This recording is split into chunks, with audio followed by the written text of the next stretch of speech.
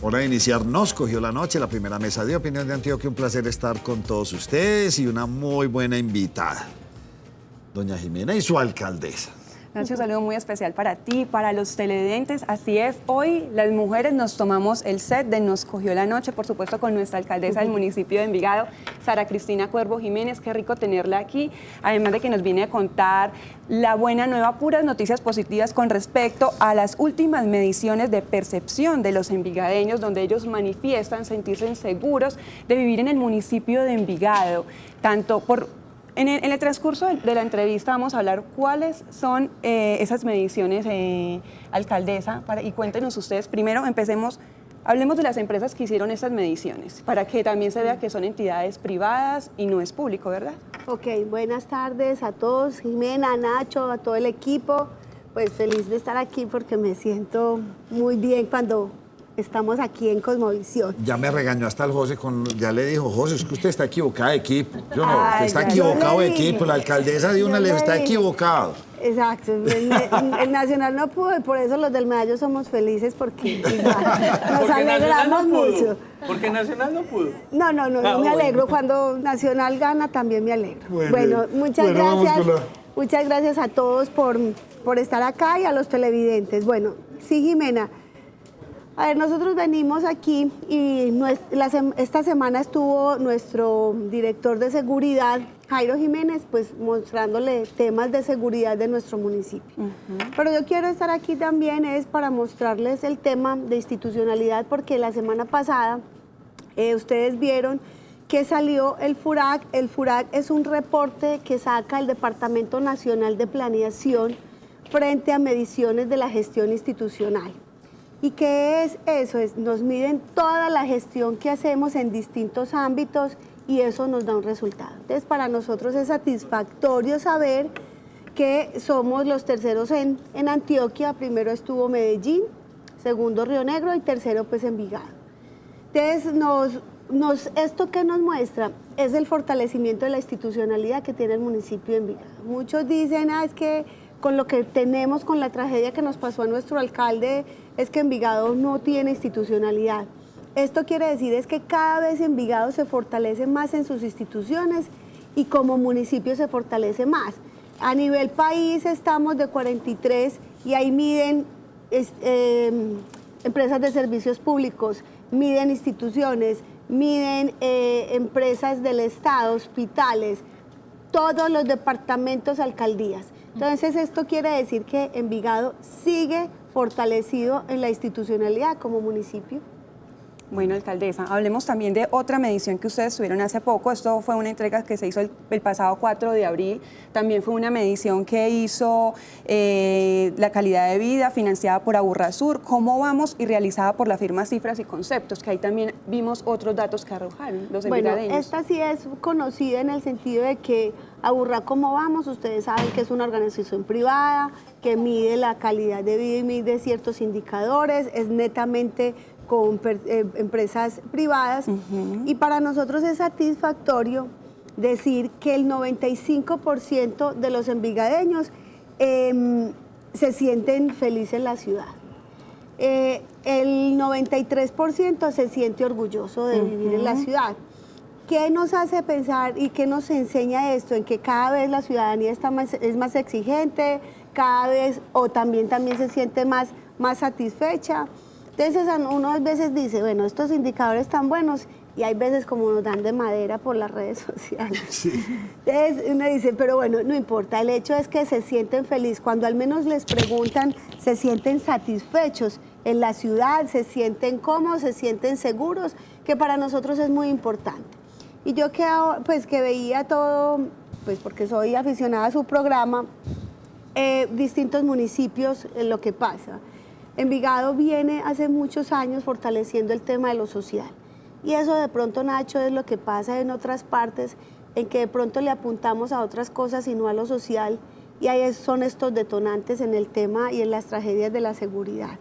Cuando de pronto tú no tienes una calidad en educación, cuando no tienes protección en lo social, cuando no hay seguridad, cuando no hay un tema de convivencia, ahí es que se nos dan estos detonantes en el tema de seguridad. Envigado hace muchos años viene trabajando en el tema social, porque si nosotros no hubiéramos hecho ese cambio en lo social, pues nosotros estuviéramos peor que Bello, porque nosotros éramos una ciudad que en verdad nos dejó el lastre el tema de Pablo Escobar. Entonces, si nosotros no hacemos ese cambio a tiempo, y a tiempo te estoy diciendo hace 40 años, estuviéramos viviendo ahora una tragedia mucho más grande.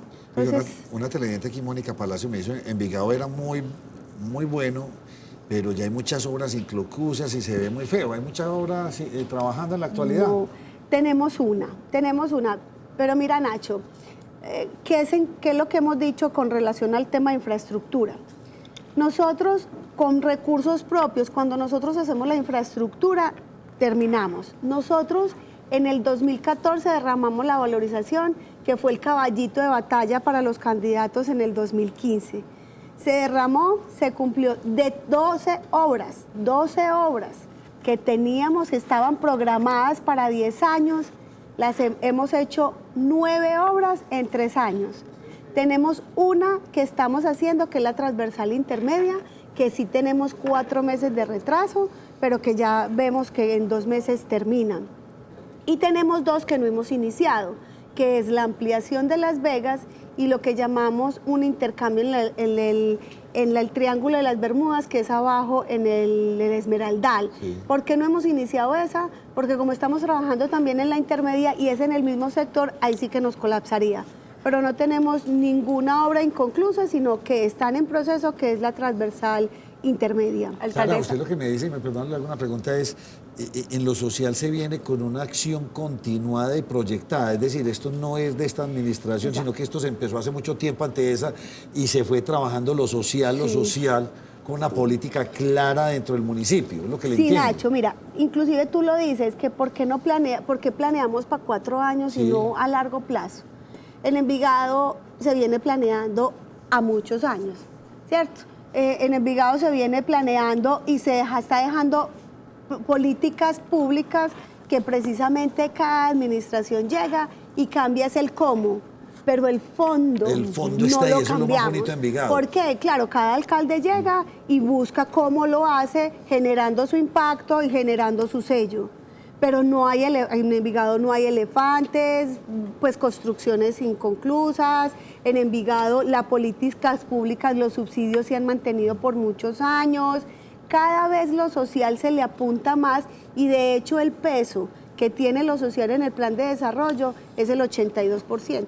Entonces, lo que en otras partes es el funcionamiento al contrario.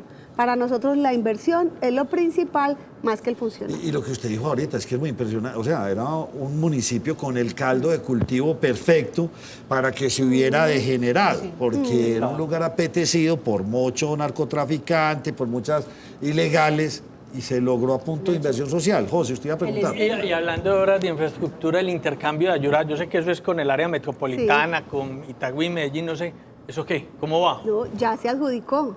Pero ¿cuándo arranca? Arranca yo creo que en 15 días más o menos ya. De hecho, nosotros como Envigado entregamos ya todos los predios que teníamos que entregar, ya pusimos todo lo que teníamos que entregar, Itagüí también va muy bien, entonces ya eso ya lo adjudicaron, ya arranca yo creo que en 15 días las obras de infraestructura de ese puente, la Ayura, que va a ser... ¿Y cuánto demora la obra? La obra demora 15 meses más o menos, es el alcance del proyecto. Pero ya está todo, lo que más nos demoraba era el tema de aprovechamiento, pero ya está. Porque los 2 municipios, Envigado y Itagüí, nos pusimos muy juiciosos y cumplimos los cronogramas a tiempo. Y nosotros también estamos con la distribuidora, que lástima que Sabaneta pues no haya podido y se nos quedó detrás, pero Envigado sí ya la distribuidora, yo creo que el primer tramo se entrega en agosto y ya en noviembre, diciembre se entrega el segundo tramo. Los que pasan por la Regional ven que ya va muy avanzadas las obras. La compañera que vive en Caldas, que pasa todos los días, yo creo, ve que cada vez le avanzan más a las obras. Entonces, Envigado, la verdad que con las obras de la valorización ha mejorado al interior todos sus tiempos de viaje. Y viene la transversal de la montaña. La transversal de la montaña para nosotros también es fundamental. Yo creo que ya el domingo está abierta a los usuarios, ya hoy le hicieron todo el tema de peso, el estudio de peso, dio perfecto, ya limpiamos cunetas, ya hicimos la poda, ya lo que no nos ha dejado la lluvia es hacer la señalización, pero ya estamos mañana, queriendo Dios no llueva, hacemos señalización para el domingo ponerla al servicio de todos los usuarios. Va a ser una vía muy buena. Pero a tener alcaldesa es difícil, no es tan fácil. Eduard, qué bueno saber qué va a pasar con las 2 escuelas que no han empezado, que se tumbaron, pero que solo quedó el terreno, lo que es la escuela José Miguel, la calle y la normal de señoritas. Mire, Nacho, nosotros con recursos públicos, con recursos propios, hicimos y nos comprometimos a hacer. Terminamos la Leticia Arango Avendaño, terminamos el Auditorio de Las Palmas, terminamos la Darío de Bedú, terminamos varias instituciones educativas. Pero esto es con el Fondo de Financiamiento Educativo e Infraestructura del Gobierno Nacional, y aquí Jimena donde nos trajo muy amablemente limitado. unos recursos y los problemas que tenemos, Nacho. O sea, es voluntad del municipio, pero el gobierno se nos está demorando con eso. No, es más, el municipio ya dio la plata. De hecho, era una obligación derribar los colegios para ellos poder hacer. Para iniciar obra. Para poder iniciar obra, para poder decir que entonces el lote estaba listo, era una obligación. Entonces, para nosotros ha sido una tragedia porque, y para nosotros no, y para los niños, y para los papás. Porque entonces estamos en teníamos nosotros en Envigado el 80% de la jornada funcionando muy bien y precisamente estos colegios que estábamos era para poder completar el 100% de la jornada única y nos pasa esta tragedia. Ahí vamos a mirar qué acciones legales tenemos y podemos instaurar, porque los recursos, si bien no están perdidos, están en una fiducia, pero aquí pasa, Nacho, y es lo siguiente. Muchos nos quejamos es porque no tenemos plata para la infraestructura y aquí la plata está en un banco.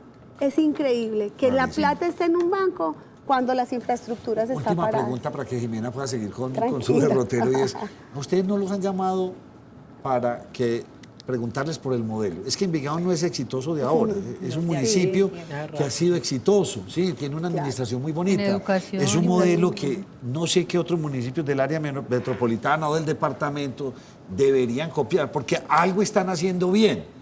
Y se está haciendo bien desde toda la estructura administrativa. Ustedes no los han llamado para preguntarles por eso y ustedes darían asesoría en ese sentido. Sí, Nacho, vea. Sí, caso exitoso. Vea, de hecho, créame que no es por nada, pero la jornada única salió del municipio de Envigado. Es más, los ejemplos que tenía el ministerio para la jornada única era el proyecto de Envigado. Entonces, toda la jornada única a nivel nacional salió de nosotros, de Envigado. Y así muchas políticas públicas. El PAE, hemos sido premiados por muchos, pero más que premios es porque se ha visto reflejado en lo social y en acciones concretas. A nosotros sí van mucha gente, pero el tema de eficiencias hay muchos que no los toman, porque como somos eficientes, entonces hay otros que no les interesa tanto esa eficiencia. Entonces, pero claro, van mucho, de hecho, inclusive hemos atendido, pues he atendido ya varios candidatos que nos dicen, venga Envigado, ¿qué ha hecho? ¿Cómo ha hecho? Nos preguntan el tema de salud, el tema de la proveeduría.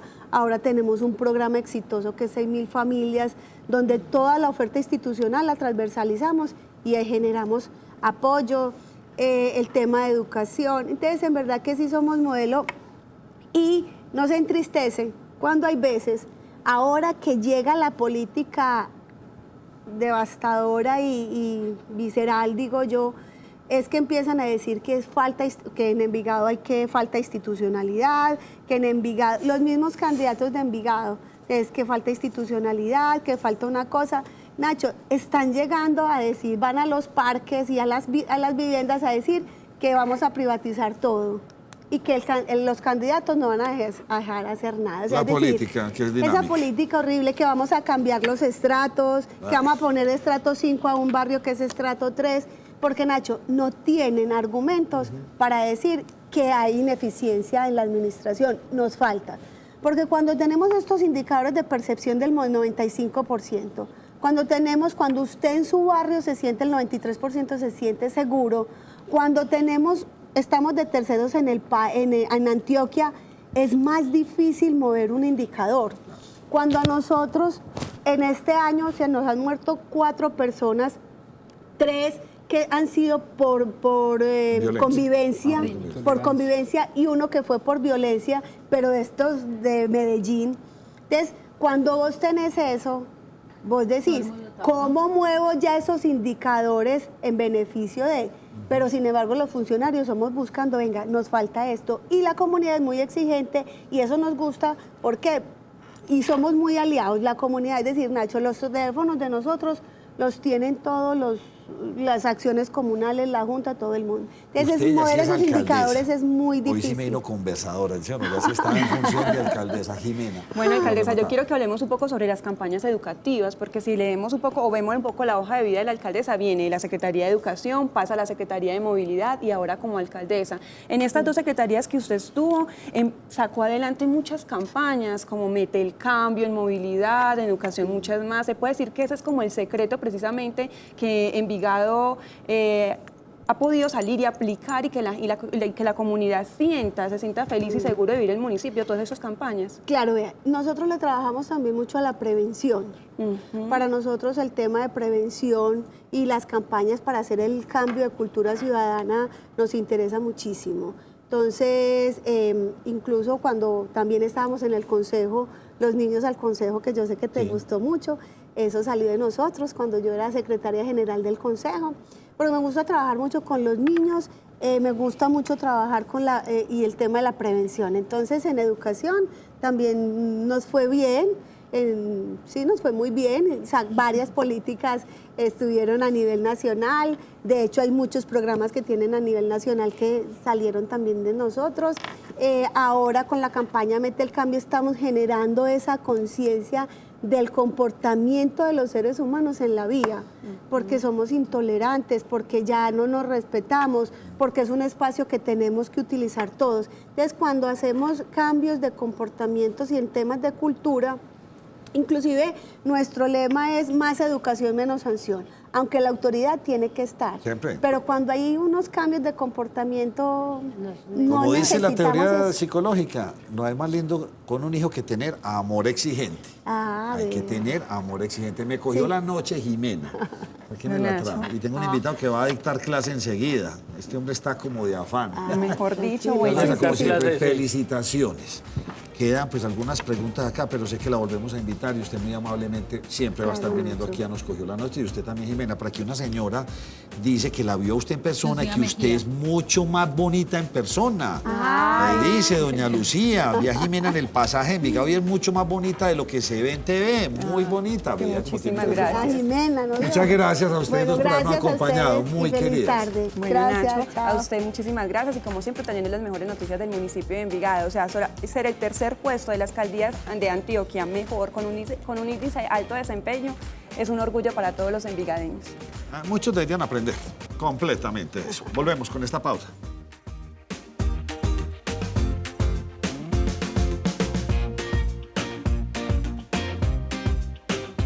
Super ahorro en todos los Eurosupermercados. Descuentos del 40% en pollos, 25% en frutas, 20% en detergente líquido y suavizantes, 20% en leches UHL, 10% en carnes frescas, con cualquier medio de pago. Visítanos y disfruta el verdadero ahorro. Estos son los recomendados de Nos Cogió la Noche.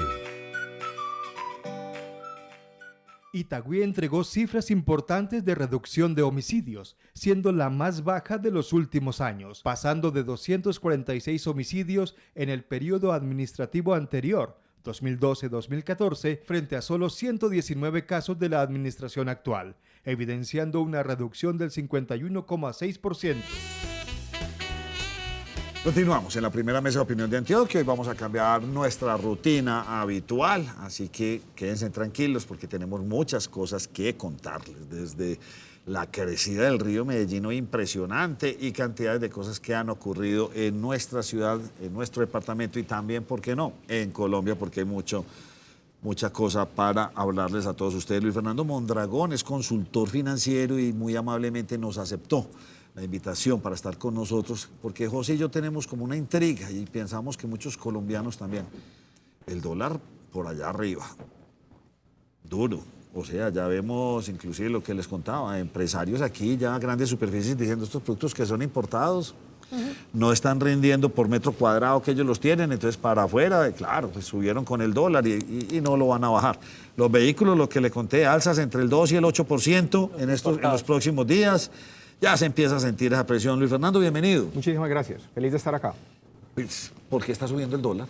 Miles de razones, pero más que todo desde el plano externo es el que está ejerciendo la influencia para que a nivel local se comporte de esta manera. No solamente ha sido el peso colombiano, sino muchas otras monedas a nivel mundial, incluyendo la de los países desarrollados. Por ejemplo, el euro ha tenido también una fuerte caída desde hace más de 4 o 5 meses atrás.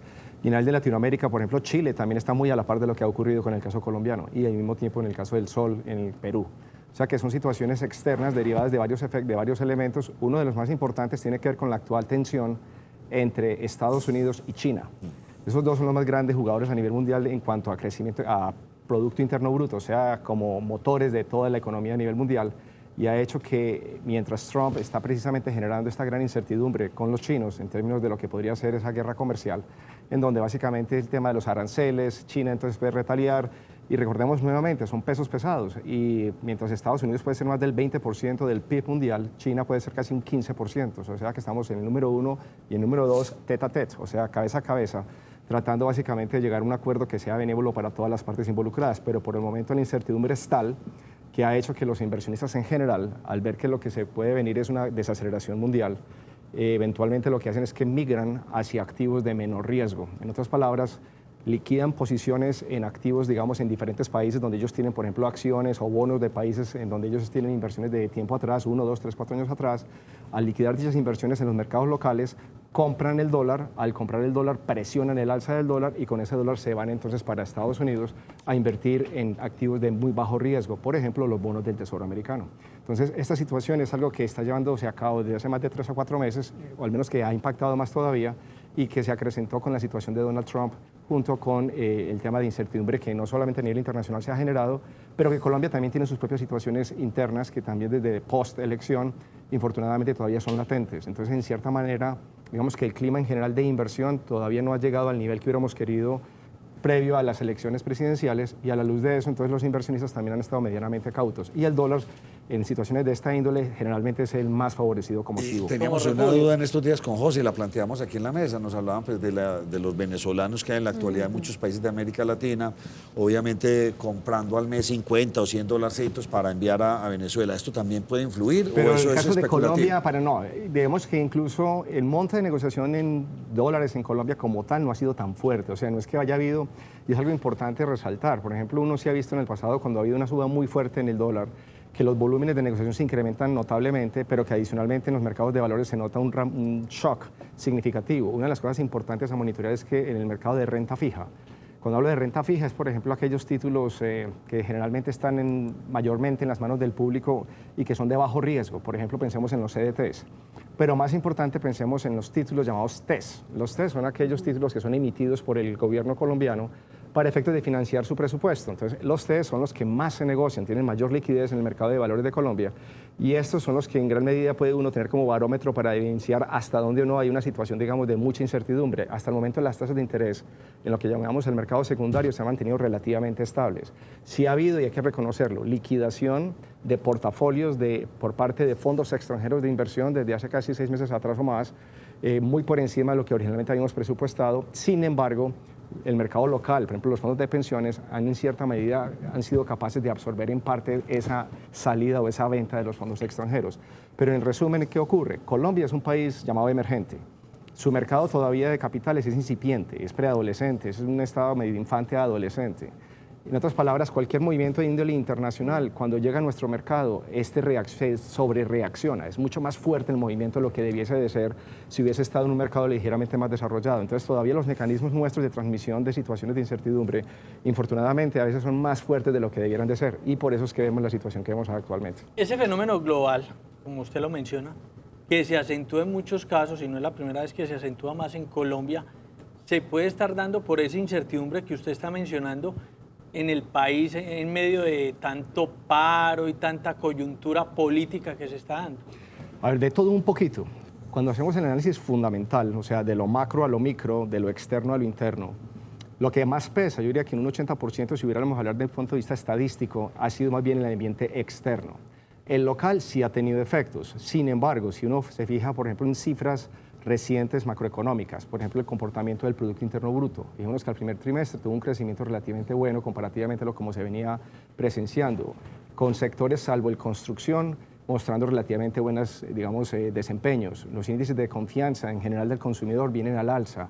El sector comercio al detalle que mencionaba ahorita precisamente Nacho ha sido los que más ha jalonado recientemente en la economía. O sea que lo que es el gasto del consumidor, de la persona del común, de las familias, ha venido un aumento, algo muy positivo.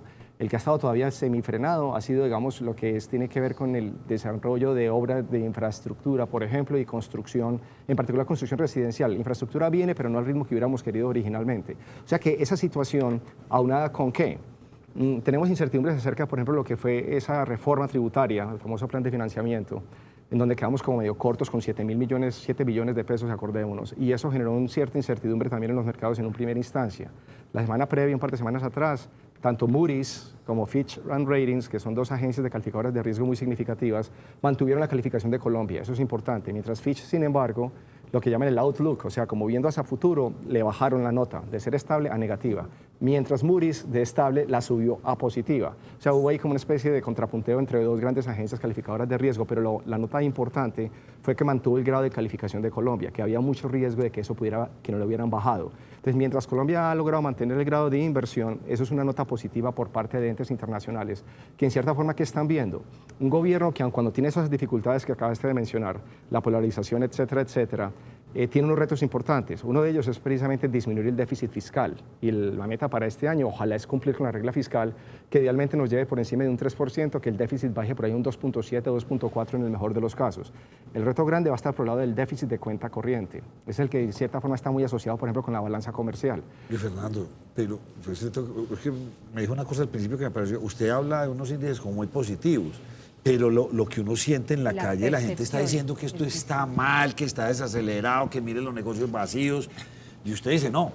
Pues lo digo, las cifras lo están mostrando, Nacho, no es que yo las saque ¿Cómo entender ese panorama de lo que la gente dice en la calle a esa otra realidad? Sí, no, ese es el DANE, que obviamente hace la recolección. Sí. Claro, a ver, cuando se hacen esas encuestas y es entendible, uno piensa en los diferentes chats, en los diferentes medios, uno se puede percibir a veces que existen ambos lados de la moneda. Aquellos que de pronto ven el panorama, todavía nada que repunta. Y yo con frecuencia en los diferentes, por ejemplo, con la viajadera que tengo generalmente los fines de semana, me topo con diferentes empresarios en todo el país y trato de medir el aceite, o sea, cómo están percibiendo los negocios, hasta dónde realmente hemos visto un cambio en términos de percepción con respecto al año previo. Digamos que en lo que es el sector estatal lo ven relativamente muy positivo. O sea, aquellos que, por ejemplo, ven el sector de minas, hidrocarburos, el sector energético, el gobierno está impulsando fuertemente precisamente ese tipo de inversión y se ha visto, Colombia se ha visto favorecida desde hace más de 6, 7 meses atrás con la evolución del petróleo al alza. Eso que ha permitido que inversión extranjera directa llegue al país precisamente a ahondar en ese tipo de economía, de ese tipo de sector, lo cual es muy positivo. En la medida que estas grandes empresas a nivel mundial y hasta locales como Ecopetrol vuelvan a inyectarle precisamente inversión al desarrollo de campos, tanto on como offshore, va a permitir precisamente la generación de más empleo calificado y de más incremento de inversión extranjera directa, lo que ayuda a mitigar en parte el riesgo de lo que tenemos en el déficit de la balanza comercial, que finalmente se ve reflejada en el déficit de cuenta corriente. En otros sectores, eso es lo que de pronto muchos de ustedes sí pueden estar alegando actualmente. Por ejemplo, esa ley de financiamiento ha puesto una traba maluca, asociada, por ejemplo, con negocios inmobiliarios por encima, por ejemplo, de los 900 millones de pesos en adelante. Eso va a frenar eso. Eso sí tiene un impacto. He oído también de casos de personas en predios rurales y de fincas, que también se ha frenado mucho precisamente el nivel de negociación precisamente de esos predios. Entonces, eso es entendible, pero si vos lo ves a nivel más local, desde el punto de vista, digamos, residencial, aun cuando las incidencias no han crecido al ritmo que se hubiera esperado en el pasado, aparentemente tocaron piso. Y se espera ya que de ahora en adelante paulatinamente empiezan a tomar rumbo. No es de la noche a la mañana que se dan estos cambios, o uno quisiera. O sea, recordemos que cuando en octubre, antes de que se posicionara Iván Duque, el famoso tema de la cláusula Petro, eso frenó muchísimo el desarrollo precisamente de negocios inmobiliarios. Una vez que quedó electo Iván Duque, pues hombre, no es de la noche a la mañana que semejante parón vos podás paulatinamente volver a arrancar. Pero uno nota, por ejemplo, una relativa disposición por parte de la banca, está muy amplia en términos de otorgar créditos nuevamente e intentar bajar las tasas de una forma tal que sean nuevamente asequibles o, digamos, motive al público del común a nuevamente a pensar en mejoramiento de vivienda, comprar vehículo, carro, etcétera. ¿Qué es lo que necesitamos, sin embargo? Por ejemplo, que el Banco de la República sea un poquito más agresivo en cuanto a bajas de tasas de interés. Pero ¿por qué no le queda fácil en este momento? El mismo tema del dólar. En la medida que el dólar esté subiendo como está subiendo, eso va a generar lo que acabaste de mencionar, Nacho, y es que los productos importados se van a encarecer. Entonces, lo que son, por ejemplo, productos que se importan, que hacen parte de la canasta básica, de alimentos, por ejemplo, que más o menos un 10% es importado, podría tener de aquí a 6 a 8 meses una repercusión en la inflación. Entonces, el Banco de la República tiene que monitorear primero que esa inflación sí se mantenga muy controlada previo a tener que bajar tasas de interés, que es lo que clama precisamente todo el sector privado. Entonces, yo puedo entender ambas caras de la moneda. He encontrado a quienes de pronto, como el que acabas de mencionar, dicen, no, eso todavía no despega, todavía la gente todavía muy meditabunda, muy pensativa, pero también veo a quienes de una manera u otra han venido haciendo inversiones relativamente significativas en lo que son bienes de capital. De hecho, la balanza comercial colombiana, o sea, la diferencia entre exportaciones e importaciones, ese déficit actualmente en gran medida está explicado por un mayor nivel de importaciones de bienes de capital. Y esos bienes de capital generalmente están muy asociados precisamente a esa maquinaria por parte de empresarios, que lo que están es visualizando precisamente modernización en cuanto a sus plantas, etcétera, que es con miras a un mediano y largo plazo, o sea, de aquí a 3, 4, 5 años. O sea que estamos viendo una coyuntura en donde aparentemente, desde mi punto de vista, creo que hace más de 3 o 4 meses atrás tocamos piso. Los índices que desarrollan diferentes fuentes externas, llámese el DANE, reconoce que el nivel de confianza del consumidor viene paulatinamente en ascenso y que lo que es el gasto del común de la gente, o sea, de las viviendas, de la persona del común, de nosotros como familias, se ha venido incrementando. Y también el comercio al detalle lo ha venido reflejando en cifras. No es espectacular, no, y tampoco es que yo sea muy optimista, Nacho. Lo que estoy viendo es, si me comparo con respecto a hace 6 o 7 meses atrás, creo que estamos ligeramente mejor. Mondragón, lléveme esto al panorama nacional, al del gobierno. O sea, en este momento todos los que estamos aquí sentados debemos más plata, porque el país debe plata en dólares. Sí, y ¿esto en qué afecta a las finanzas? El país, entonces, no sé cuántos millones estará la deuda de Colombia, y con ese precio del dólar tan alto, pues, ¿esto le da alguna maniobra o cómo se subsana eso? Ok, excelente pregunta, hombre, Nacho. Ahorita mencionaba el tema del déficit fiscal, ¿cierto? Entonces, Colombia intentó el año previo, a través de la ley de financiamiento, poder que ese déficit pues, fuera ajustado. Después de tanta ida y venida en el Congreso, acordemos que eso volvió una colcha de retazos y en última instancia quedamos con un hueco de aproximadamente 7 billones. Eso obliga a que el gobierno tenga que apretarse el cinturón y que precisamente aplace algunos de los programas asociados con inversión.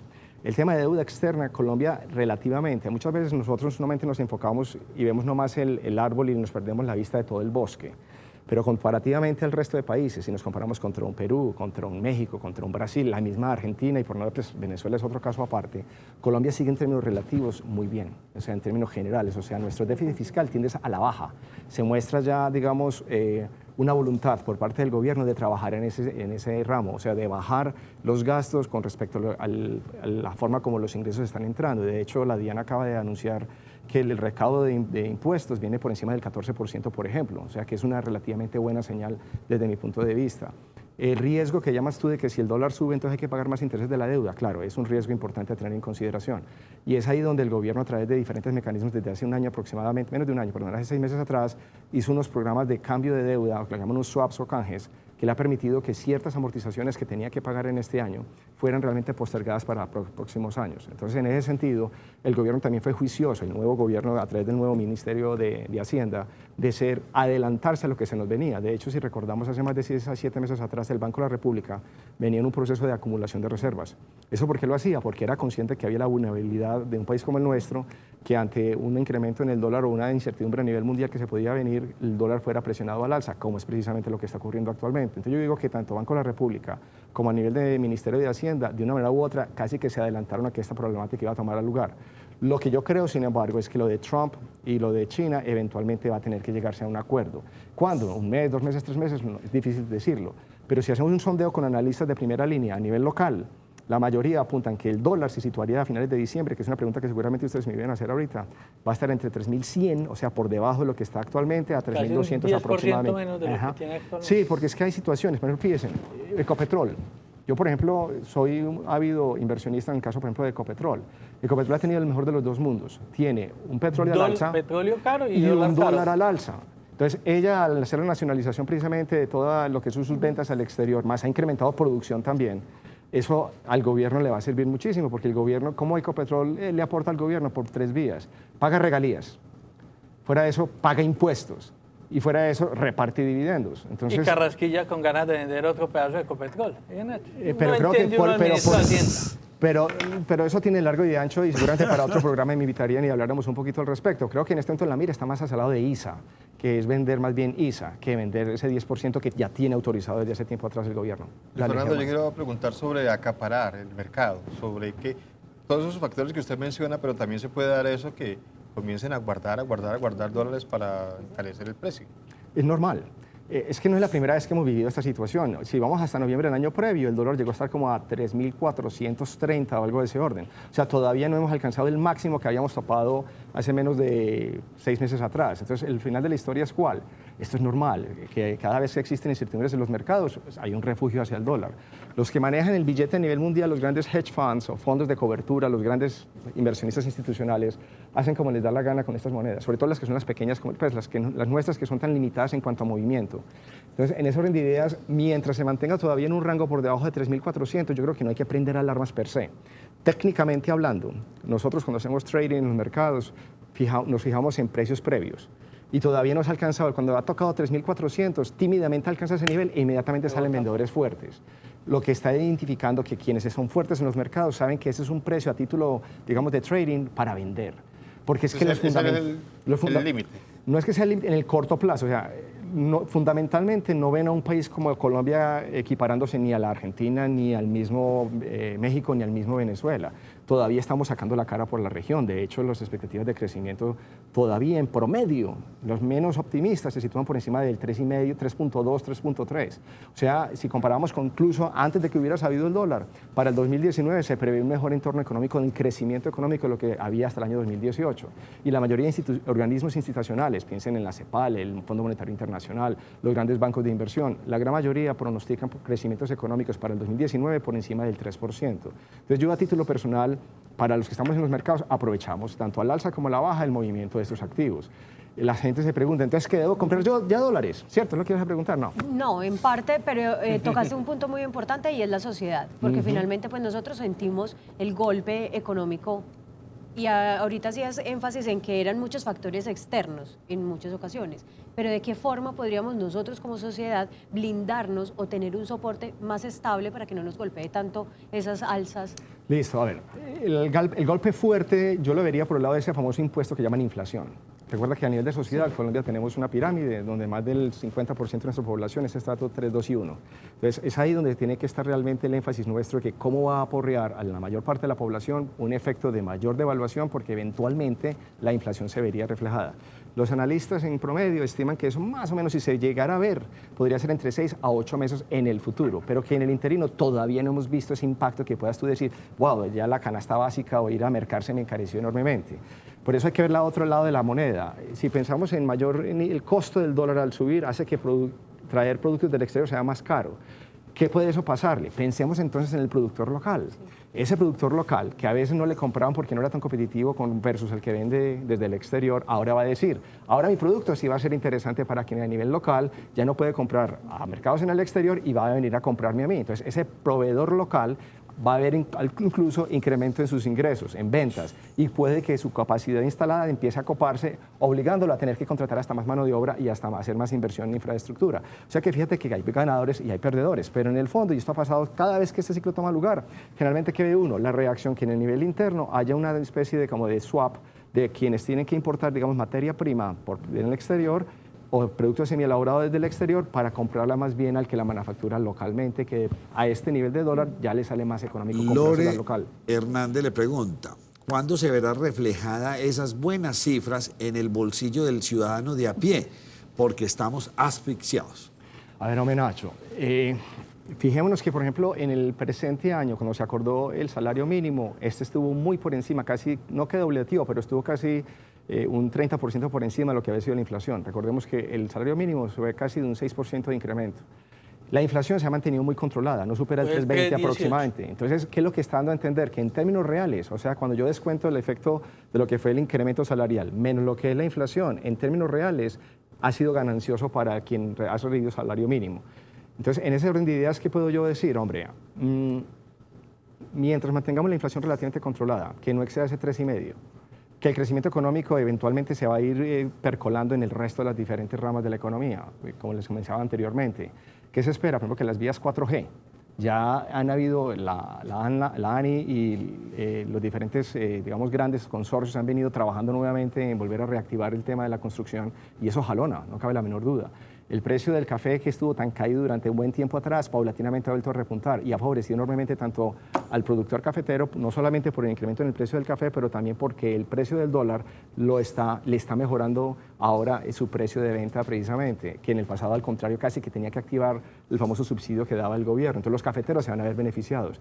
Algo que ustedes no creerían, las remesas, que es prácticamente ese dinero que viene del exterior para que les lleguen a los diferentes familiares, ¿cierto? Y antes llegaban de Venezuela y ya... Bueno, ¿qué ocurre? Hasta hace un par de años el promedio era que al año llegaban 5.000 millones de dólares. A este año ya van 7.000, o sea, se proyectan 7.000 millones de dólares. Entonces, esos son dolaritos que al parecerse a pesos son más pesos que van a entrar a los bolsillos de las personas que tú me estás diciendo. Entonces, yo diría que en el fondo sí, obviamente no es para ir a celebrar y estamos en la tope del mundo ni somos Suiza, tampoco. Pero de ir a quejarnos a decir que todo está mal, no. Yo, por ejemplo, acabo de venir en el metro, eso está repleto, está lleno, yo veo actividad. Fines de semana en el Oriente Antioqueño, todos los restaurantes que esperan que te digan Nacho, yo los veo llenos. Yo viajo con frecuencia fines de semana, sábado, viernes, los aviones los veo repletos. Pues, y si entras a Facebook, todos mis amigos se la pasan viajando. Entonces yo me pregunto, ¿cuál es la escasez? ¿Cómo así que me está golpeando dónde? Pues eso es lo que yo me pregunto. Pero ¿será que entonces, será que es que de la clase media hacia abajo es la que está sufriendo toda esta coyuntura? Pero es que sufrirá, yo creo que ha sido por definición toda la vida, Nacho. Clase estrato bajo, digamos 1 o 2, generalmente son los que llevan del bulto y eso ha sido con dólar alza y dólar barato. Eso es innegable, eso es entendible. Pues que cuando hablamos precisamente de lo que es un salario mínimo en Colombia, sí alcanza para una familia de 3 a 4 integrantes a tener una calidad de vida que sea lo suficientemente, digamos, que pueda sentir pleno como en términos de calidad de vida, creo que tengo mis serias dudas. Entonces, eso es una constante que ha estado en nuestro país independientemente si el dólar sube o baja, olvídate de eso. Preocupémonos, es cuando ya el estrato 6 empieza a decir, como el caso de Venezuela, que es que ya literalmente tienen que irse del país. Y yo no siento esa presión que sí sentía antes de las elecciones presidenciales, que yo sí oía mucha gente liquidando propiedad raíz con la finalidad de irse a vivir a Estados Unidos. Eso ya no lo estoy viendo en el día a día. Me ha bajado a mí ese tipo de sondeo. Vean, Nacho, y frente a ese tema de la percepción que usted mencionó ahorita y que ahora Lucho nos lo menciona también, una de las encuestas de percepción de la situación país, no recuerdo si era de Fedesarrollo, ANIF, hace 15 días, a grandes rasgos, entre los estratos 1, 2 y 3, la percepción es que la situación va muy mal. Pero en el estrato 6 y en el 5 es que la situación está bien. ¿Cómo cambia el panorama dependiendo de la situación económica? Porque es más grande la población de Estados Unidos que la población de Estados Unidos. Unidos. Pero siempre ha sido. Pues si hablamos en lo general de país. Pero pues, fíjate, por definición misma, ¿tú alguna vez has oído estrato 1, 2 o 3 de toda la vida que tienes? De tus 25 años has oído decir, es que estamos felices y contentos. Y eso no lo he oído yo jamás. Pues la verdad sea dicha. Entonces, por definición misma, esos estratos, jamás, al menos en un caso como Colombia, un país que es tan supremamente desigual en cuanto al ingreso, por el momento va a ser así. ¿Podrá seguir afectando entonces lo que usted está diciendo? Economías como la chilena, la colombiana y varias de Latinoamérica están siendo afectadas por esa relación que hay entre Estados Unidos y China. Es obvio que el presidente Trump está en campaña y se quiere hacer reelegir, lo vemos muy improbable, pero está en esa campaña. Podría de pronto fallar esos cálculos y en vez de llegar a los 3.100 el dólar, seguir hacia arriba, bordeando los 4.000. Está dentro de las posibilidades, pero acabas de tocar algo muy importante, Nacho. ¿Se acuerdan que ahorita mencionabas la posición relativa de Colombia con respecto al resto de naciones en Latinoamérica? Por ejemplo, fijémonos, un caso de Chile. Chile, una tercera parte de sus exportaciones van a China. El Perú tiene algo medio similar, con el caso precisamente de sus minerales. El caso de Brasil, algo parecido con mineral de hierro. El caso de la Argentina, algo similar con lo que es la soya. Colombia no depende más del 10% en cuanto a intercambio comercial con China. O sea que Colombia ha estado relativamente blindada versus vis-a-vis China. Nuestro mayor socio comercial es Estados Unidos. Entonces, el tema de Colombia con respecto a toda esta situación de incertidumbre se puede desarrollar de pronto bajo este mecanismo. Que eventualmente si China, al percibir el incremento tan fuerte en los aranceles por parte de los Estados Unidos, tenga que básicamente redireccionar la venta de todos sus productos al resto de países en el mundo y que podamos llegar a estar inundados. Entonces, esa puede ser un riesgo importante y latente que podría tener el resto de países del mundo, que China, entre su gran capacidad que tiene para exportar, eventualmente le toque desviarse de Estados Unidos y buscar mercados como los nuestros. Ese es el primer gran riesgo. Pero si tú hablas desde el punto de vista de Colombia actualmente, recordamos que más del 40, casi 50% de nuestras exportaciones son lo que llaman commodities. ¿Qué son commodities? Carbón, ferroníquel, café y pensemos en el caso de petróleo por definición misma. En este momento esos precios están relativamente, de mediano a un precio alto por el momento. Entonces, ahí es donde vendría el gran riesgo. Si China entrara a desacelerarse, producto de que su más importante socio, que es Europa y luego Estados Unidos, empiezan a detectar una disminución en cuanto a intercambio bilateral, China podría entrar en un proceso de desaceleración, aun cuando China todavía sigue creciendo por encima de tasas del 6, 6.1, 6.2. Es de las economías junto con la India que todavía siguen creciendo a unas tasas envidiables. Entonces, si eso llegara a ser el caso, recordemos la cifra que China básicamente importa casi la tercera parte de todos los commodities a nivel mundial. Entonces, el que China se llegara a desacelerar podría eventualmente impactar el precio de los commodities a nivel mundial. Y es por esa vía que Colombia se vería perjudicada, porque entonces ahí el precio del petróleo sí bajaría, el precio del carbón bajaría y otros commodities. Sí, porque no hemos visto que el precio del petróleo, por lo general, subía el dólar, el petróleo bajaba, o subía el petróleo, este año. Sí, y este año no han tenido ese Eso comportamiento. demuestra una vez más que la situación del peso colombiano con respecto al dólar no está involucrado a aspectos internos, sino que son aspectos exógenos y que se está llevando a cualquier correlación que antes había entre diferentes activos y monedas, está cambiando por completo en la coyuntura mientras no se solucione el tema de Trump y China. Para mí, si me preguntaran, bueno, entonces, ¿qué va a pasar? Yo creo que aquí a 5 meses eso se soluciona. Y toda esa suba tan fuerte del dólar eventualmente se corrige. ¿A qué niveles? No creo que baje de 3.000, pero 3.100 me parece razonable. Nuevamente, 3.200 en el peor de los casos finalizando este año. Y eso sería muy importante para el país, José, porque nos vuelve muy competitivos para aquellos que realmente quieran tener la vocación de ser exportadores. Porque en Colombia parece que todavía no tenemos como esa vocación. Aquí exportamos café, banano, pero... Gracias que mencionaste eso. Si algo yo puedo hablar de algo que, por ejemplo, hay que quitarnos el sombrero así como hicimos con la señora alcaldesa de Envigado, es el turismo. Uno de los rubros que más también está impactando nuestra balanza comercial es que paulatinamente el tema de turismo sigue en ascenso. Y turismo significa divisas, gente que viene con un billete. A título personal, con mi viajadera, y reitero, todo aeropuerto del país en el que estoy, es increíble el número de extranjeros que vienen precisamente a conocer, a visitar. Y eso yo lo celebro, porque es... Es que venir a Colombia es barato, es muy barato. Y ahora más. Y ahora mucho más barato. Entonces, con mayor razón a lo que acabaste de mencionar, ¿cómo hacer entonces los locales para aprovechar estas situaciones? Vuélquese hacia empresas o sectores que están directamente asociados con el tema de turismo, restaurantes, guías turísticos. Uno va, por ejemplo, a la Argentina, se descresta un guía turístico, te habla 4 o 5 idiomas, impresionantemente. Entonces, de pronto sería empezar a mirar otra vocación de este país. Podría ser... Pero de lejos. Pero yo tengo una inquietud con respecto a eso que estábamos hablando ahorita cuando Nacho mencionaba lo de la oportunidad de Luis Fernando.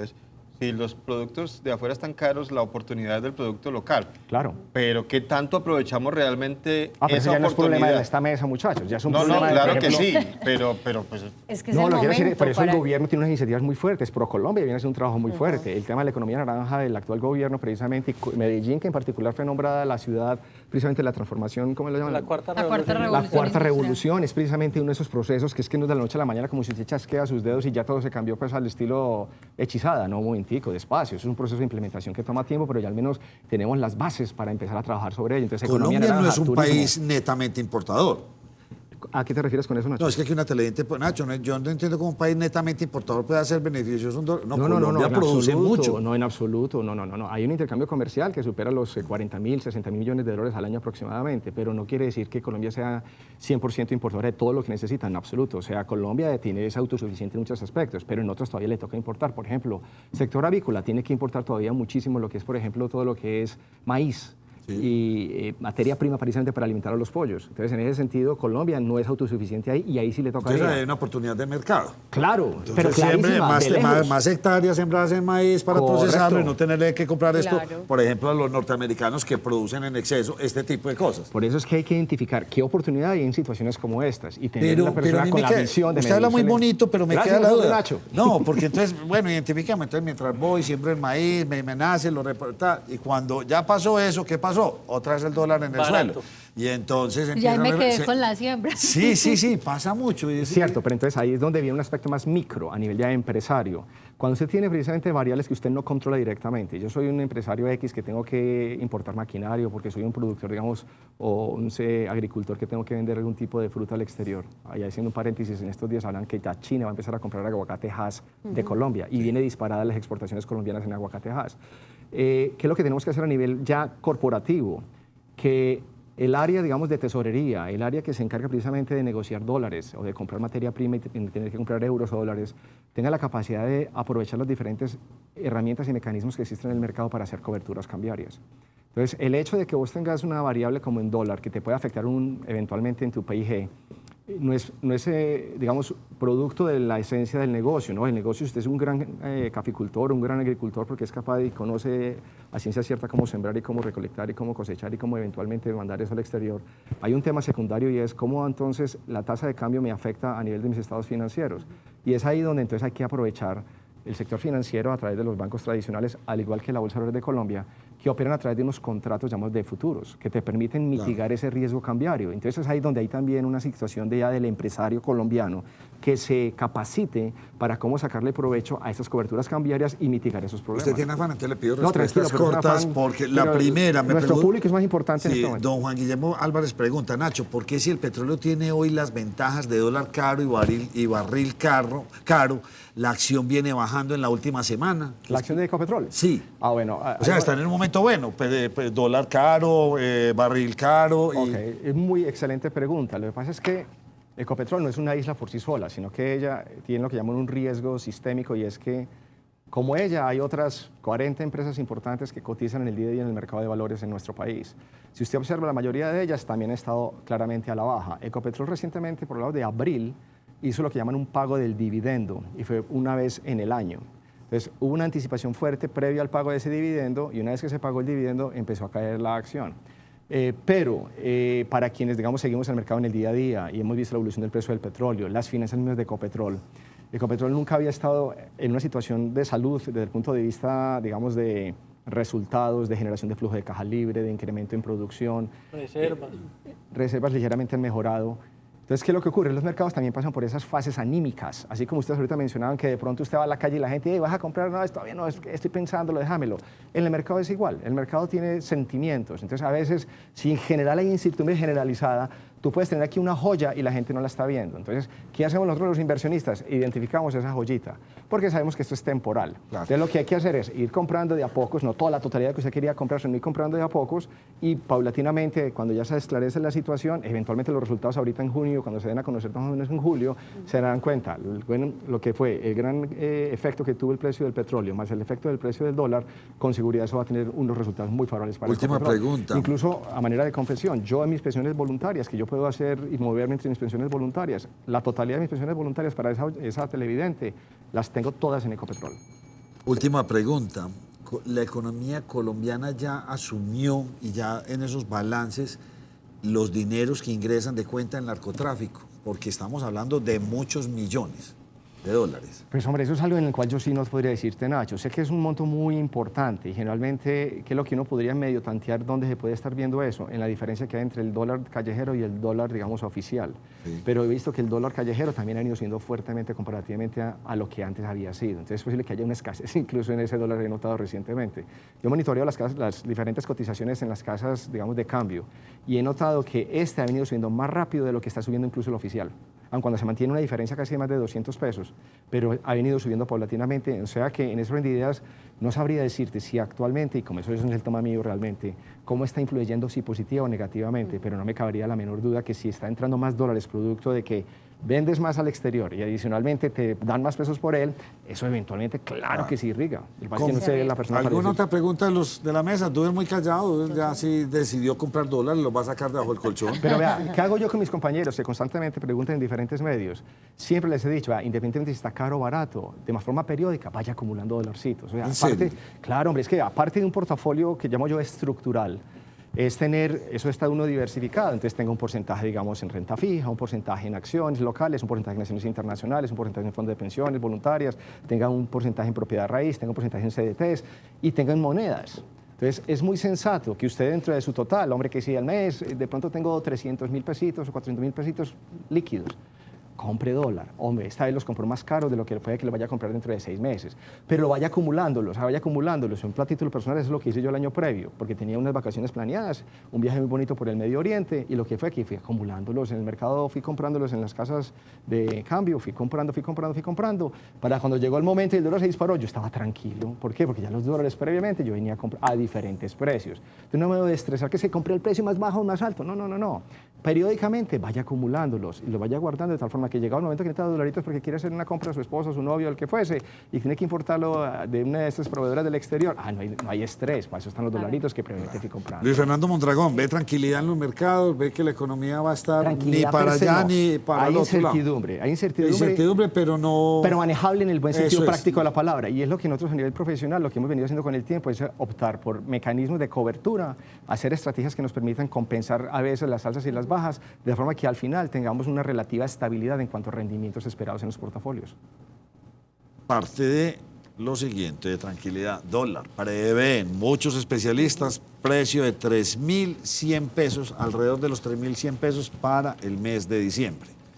Eso es la conclusión de hoy. La economía sigue moviendo. Si de Trump y China llegan a un acuerdo, idealmente, ojalá menos de 3 a 4 meses. Y si no llegan, puede seguir subiendo. Entonces hay que monitorear qué niveles, 3.400 en primera instancia. Luego el máximo que tomó el año previo, que fue como de 3.430, 3.440. Si llega a romper ese nivel, ahí sí, de pronto hay que apretarnos el cinturón y puede buscar 3.500 y quién sabe qué más. Pero entonces por el momento, comprando dólares por cada par. No, pero tampoco es a ir a hipotecar su casa para comprar con esos dólares. No haga eso. Sí. Pero sensato, hombre, que por ahí un 2-3% del total de su liquidez en mes a mes, compren en dolaritos, independientemente del precio. No le quise hacer esta pregunta para qué le hicieron, pero yo pienso hágala. Ya, no, es una pregunta que nos afecta lo que está pasando en Venezuela. Ya nada, a Colombia no lo afecta. Al contrario, lo que tenemos es que Venezuela ya está en un punto que más mal se puede poner, yo creo que no. Si Venezuela llega a mejorar, téngale miedo como va a ir de bien a Colombia. La gran apuesta para todos los que estamos aquí presentes es si Venezuela finalmente cambia de rumbo, el primer beneficio va a ser Colombia. Sí, porque somos los llamados a surtir ese país. No cambia la menor duda.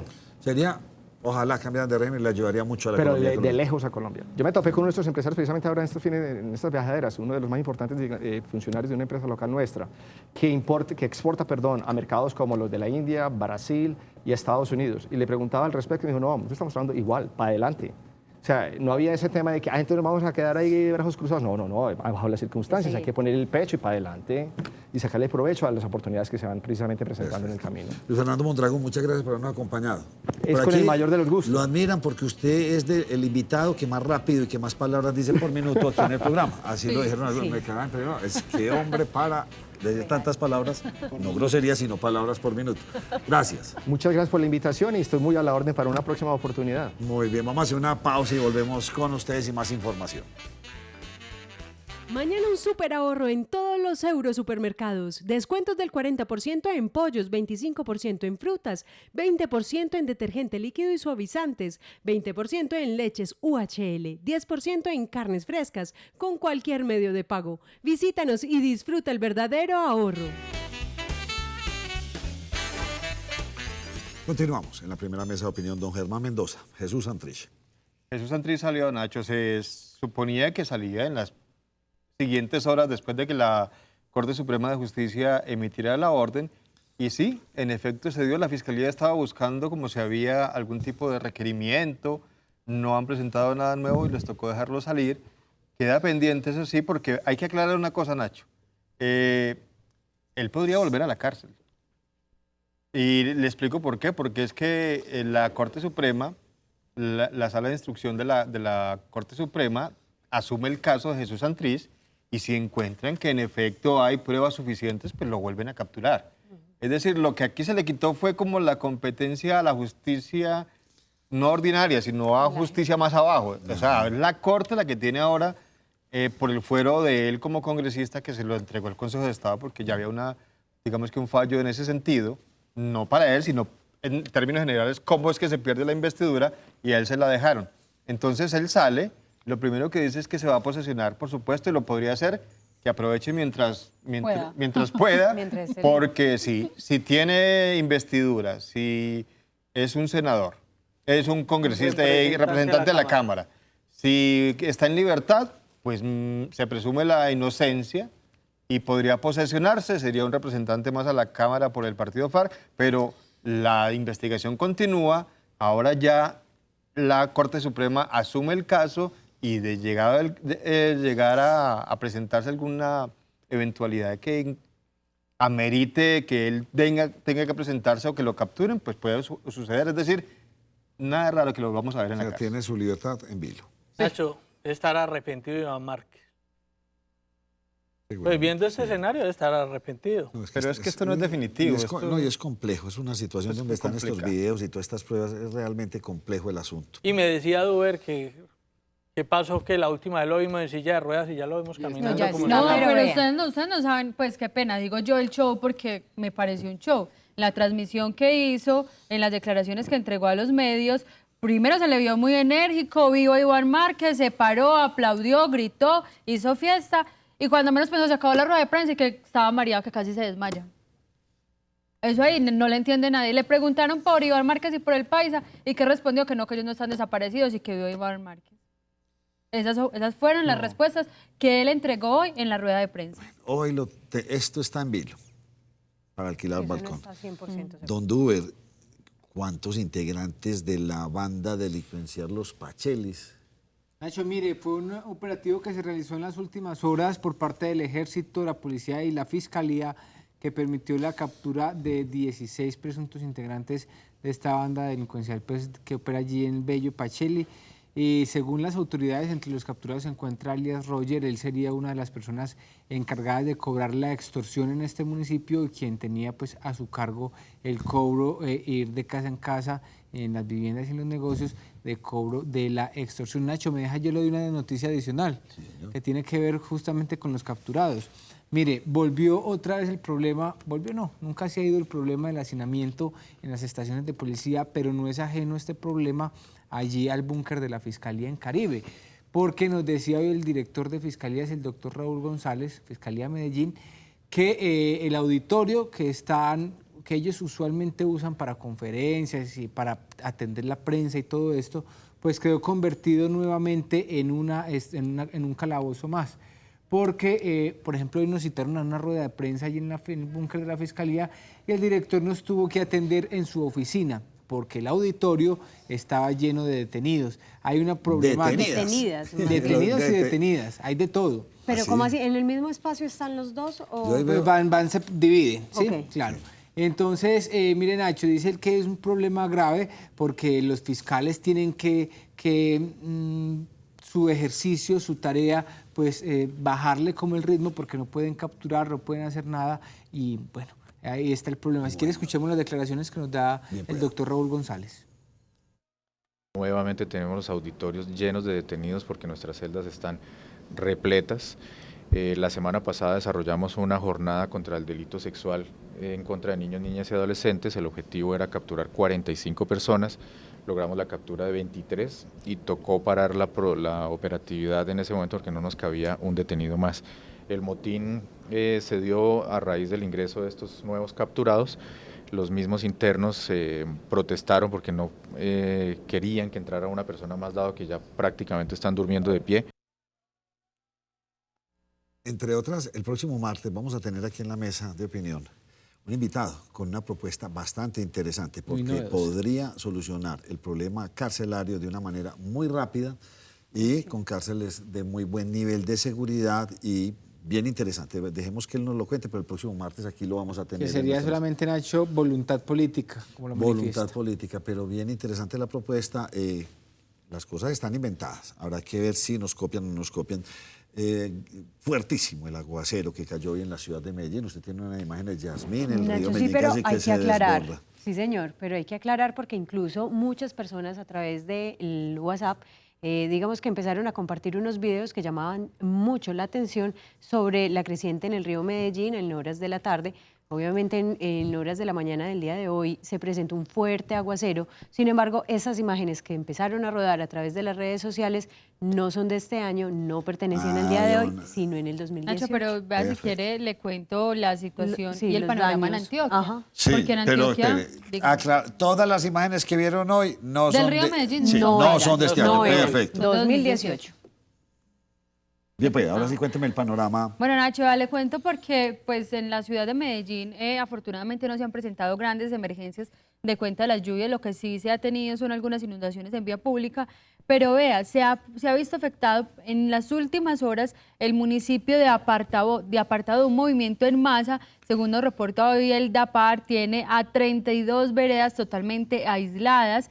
Esto afectó y fue necesario que se evacuaran 17 viviendas y 6 de ellas resultaron totalmente destruidas. Se han presentado también afectaciones, según el reportado Aldapar, en el municipio del Retiro, en Liborina y en el municipio de Olaya. El reporte que se tiene es que las lluvias más o menos van a durar hasta mediados del mes de junio y pues a través de las redes sociales también se empezó, Nacho, y se habló mucho acerca de un video en el municipio de Amagá, donde pues se comienza a presentar un deslizamiento ahí de masa o deslizamiento de tierra que llaman, y pues este deslizamiento, Nacho, terminó con que se llevó parte de este restaurante que hay, como ustedes les mencionaba, ubicado en el municipio de Amagá. Y el dato, ¿cuántas volquetas se necesitan para retirar esto? Eso es una cosa, un daño de mayúsculo. Nacho, pero por Esta fortuna, carretera no la van a arreglar ni en un mes ni en 2 meses. Sí. Pero por fortuna no se presentaron personas ni lesionadas ni nada. Porque mira el carro del sería fondo, muy todo lamentable. lo que se demora. El hombre estaba tranquilo viendo el paisaje y ya al final de esta grabación, ya ahí sí decide prenderlo. Oiga, porque mire, estaba que se le iba el carro. Yo no sé, pero qué susto no he parqueado. Estaba Y como mírelo ahí. demoradito. Sí. Mire el carro, todo lo que se demora se queda. Y muy al final del video toma la decisión de decir, pero la tierra se sigue viniendo, la tierra se sigue Pero muy viniendo. osados, Nacho, quienes estaban No, muy allí arriesgado. quedarse. Muy arriesgado. Mire eso, mire cómo se sigue yendo todo, mire, todo se va y el señor del carro todavía allá paisajeando. En el video se escucha como los llaman, pues como... "Oh". No, y perfectamente se puede desprender un bloque de tierra bastante grande y se van todos.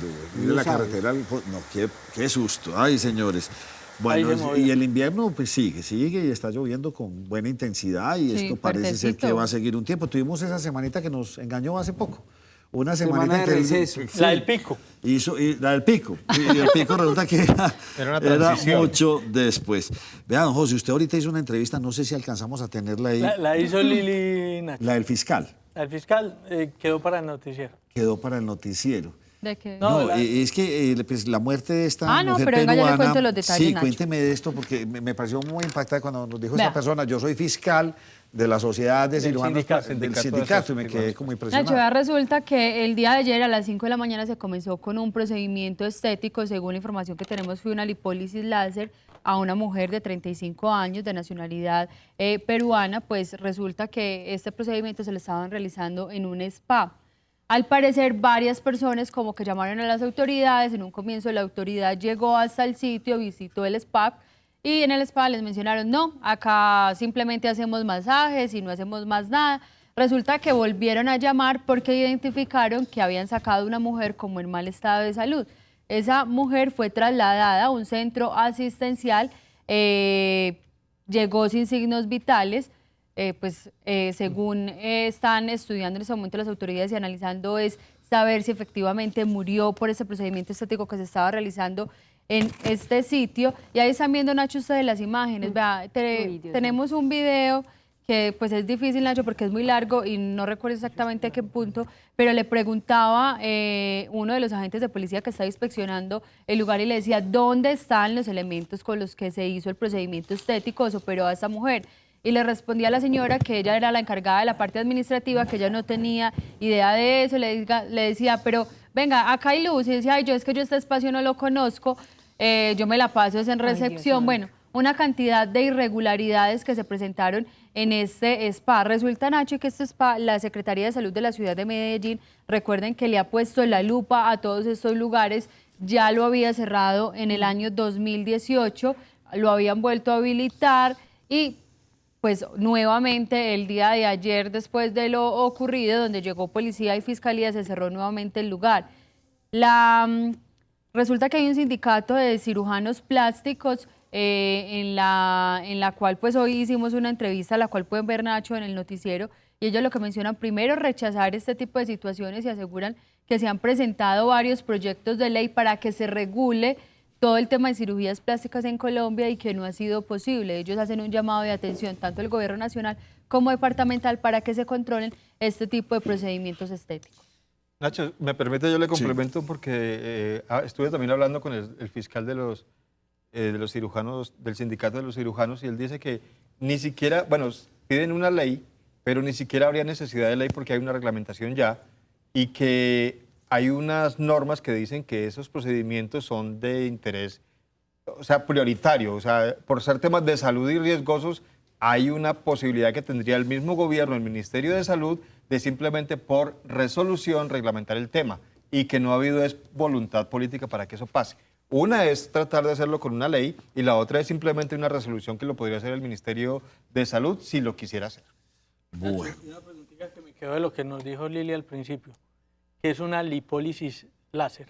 Una lipólisis láser le hacen a la, pues yo no sé técnicamente explicarles, pero les voy a contar lo que entiendo y lo que me han contado cuando he hecho esas entrevistas. Resulta que les hacen como un huequito pequeño en las diferentes partes que van a ser intervenidas y les meten un tubito, se supone, pues yo no sé si se llama tubito, pero ese tubito como que deshace la grasa localizada y se saca a través como de una cánula.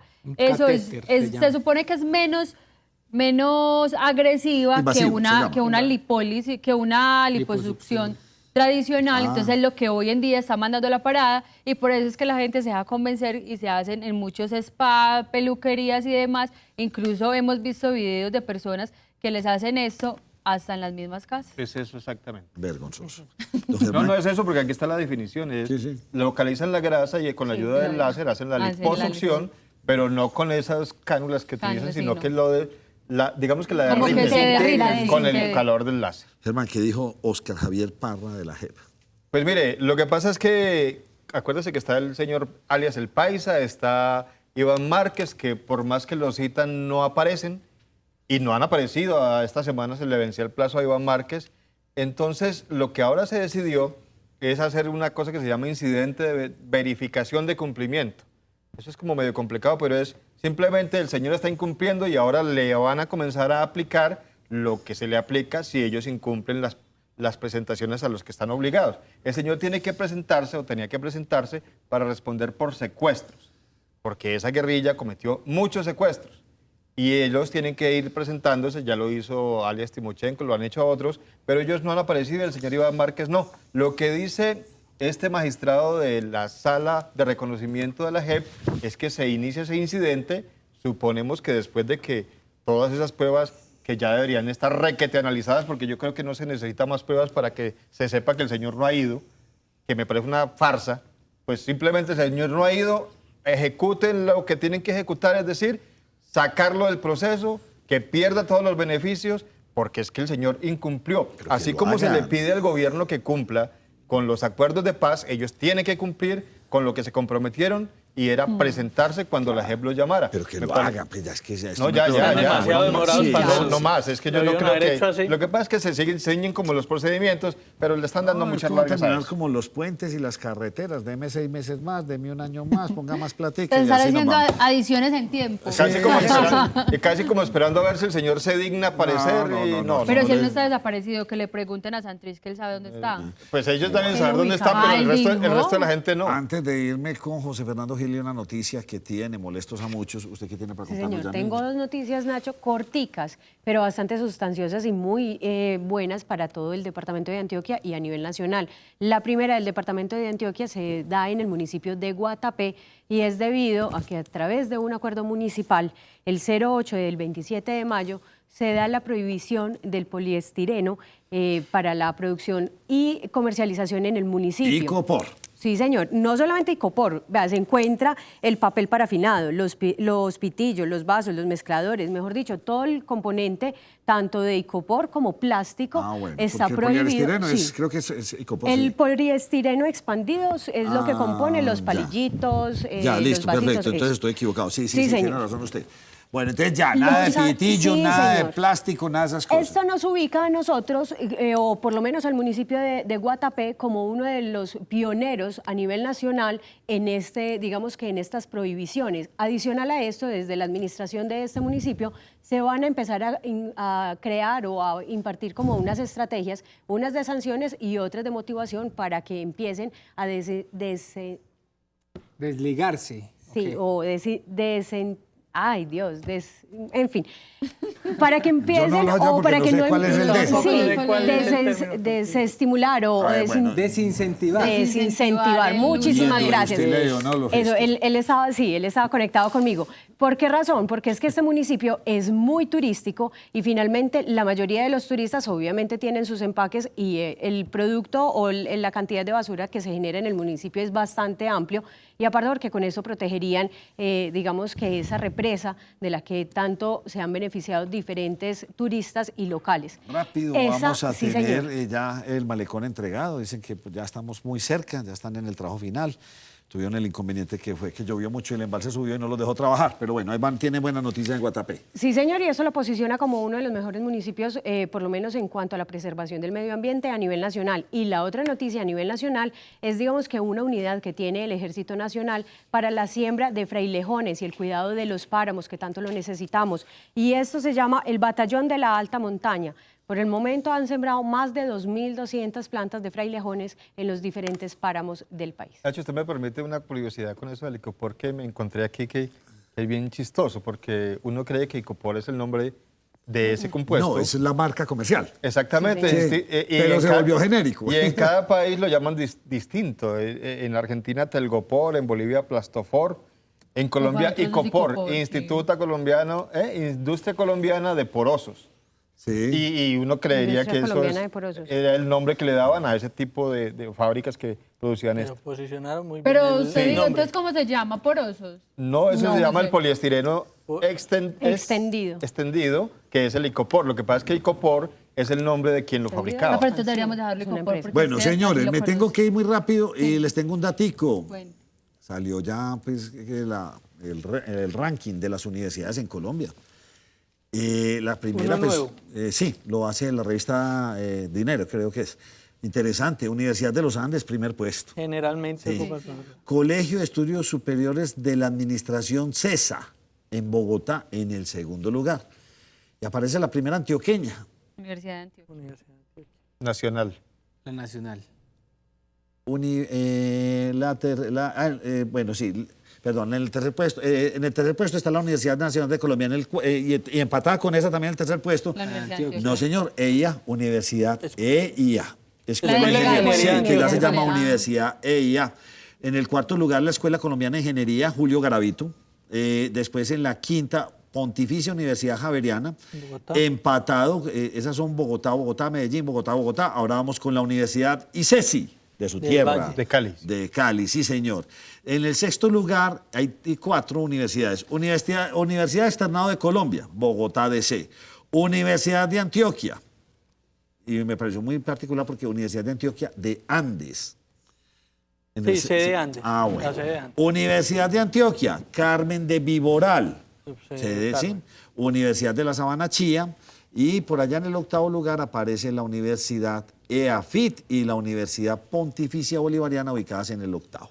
Pero sorprendida con la de Antioquia, Sí. que ya no esté pues como en esos Universidad de Claro que no sé Antioquia. exactamente Sí. qué midieron, No, pues. pero Universidad de Antioquia, la sede de Medellín en el puesto número 11. Número 11. Muy bien. José, ¿qué pasó? ¿Los hinchas molestos con el Nacional? Sí, Nacho, los hinchas molestos porque Nacional empezó a ganar rápidamente el partido de Copa Suramericana.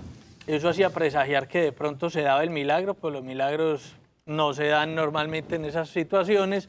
Y la hinchada se quedó esperando el segundo gol y nunca llegó.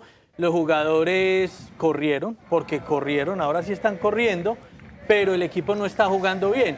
Al final del partido los hinchas salieron a protestar, los pocos hinchas que asistieron al estadio, porque la realidad es que salvo la tribuna sur, la hinchada en general fue más bien poca en este partido y la gente está indignada, y con justa razón, porque Nacional es un equipo que está acostumbrado a otras presentaciones a nivel internacional y la gente no está acostumbrada a que Nacional salga tan prematuramente de un evento de estos y viene a salir prematuramente de la Copa Libertadores de América. Y hay que aclarar, José Fernando, que en el video que estamos viendo no los están apoyando. Los están insultando, Sí, les están no, diciendo están- que son están sinvergüenzas y que no van sino por la quincena. Están criticando a los jugadores de Nacional. Y me ponían un ejemplo muy pendejo, y lo digo así textualmente, pero me decían, eso es que si usted se compra un vehículo de alta gama, un Mercedes-Benz, un BMW, un Porsche, una cosa de estas, y lo compró y usted sabe que está comprando algo, bueno, pero al año siguiente le sale de mala calidad, eso no tiene presentación, o sea, un equipo de estos tiene... Nacho, pero ¿saben? En el caso de Nacional son muchos factores. No pudo contratar como quiso, le tocó jugar con muchos juveniles, se Pero tienen la lesionaron muchos. experiencia y tienen- Y muchos de los que hay no rindieron lo que Yo se le esperaba. voy a decir, a mí me parece Además lo poco que del conozco. Chisme que hay, por el rumor que hay de que hay un sindicato que maneja, quita y pone y Pero hace lo que en les lo da la poco gana. que conozco, lo están justificando todo, a todo le buscan una justificación, no. No, Nacho, y además No, también hay culpabilidad del dueño del equipo, la organización Ardila Lule, desinvirtió en el equipo, empezó a invertir en otros negocios, entre ellos el negocio cervecero, y al equipo no le ha invertido como invirtió Pero, hace 2 años que sí, fue José, campeón de todo. Pero si no hay resultados, pero ¿uno qué por va a todos invertir lados, ahí? si es el jugador, si son las apuestas, si es Entonces, eso. entonces, ¿qué podemos decir Nacho, del- pero es que no, tiene que haber no. una causa y una culpabilidad. No, pero O sea, venga, no todo yo puede tengo, ser, terciemos o sea, ahí en el minuto que nos queda. nada. Y entonces el Pasto, ¿qué nómina tiene? Y es uno de los que está peleando El el Tolima Pasto. Bueno, también. complicado, No, por pero eso, ahí está. pero lo que se Señores, está dando no son las fuimos. explicaciones a la Bajísimos situación, de que la son noche. muchos Es factores. justificar. Queda así pendiente este debate, ya volvemos. Sentir las vías y las carreteras de los pueblos de Antioquia. La próxima parada, aventuras por las vías, emoción por las carreteras de mi región. La próxima parada.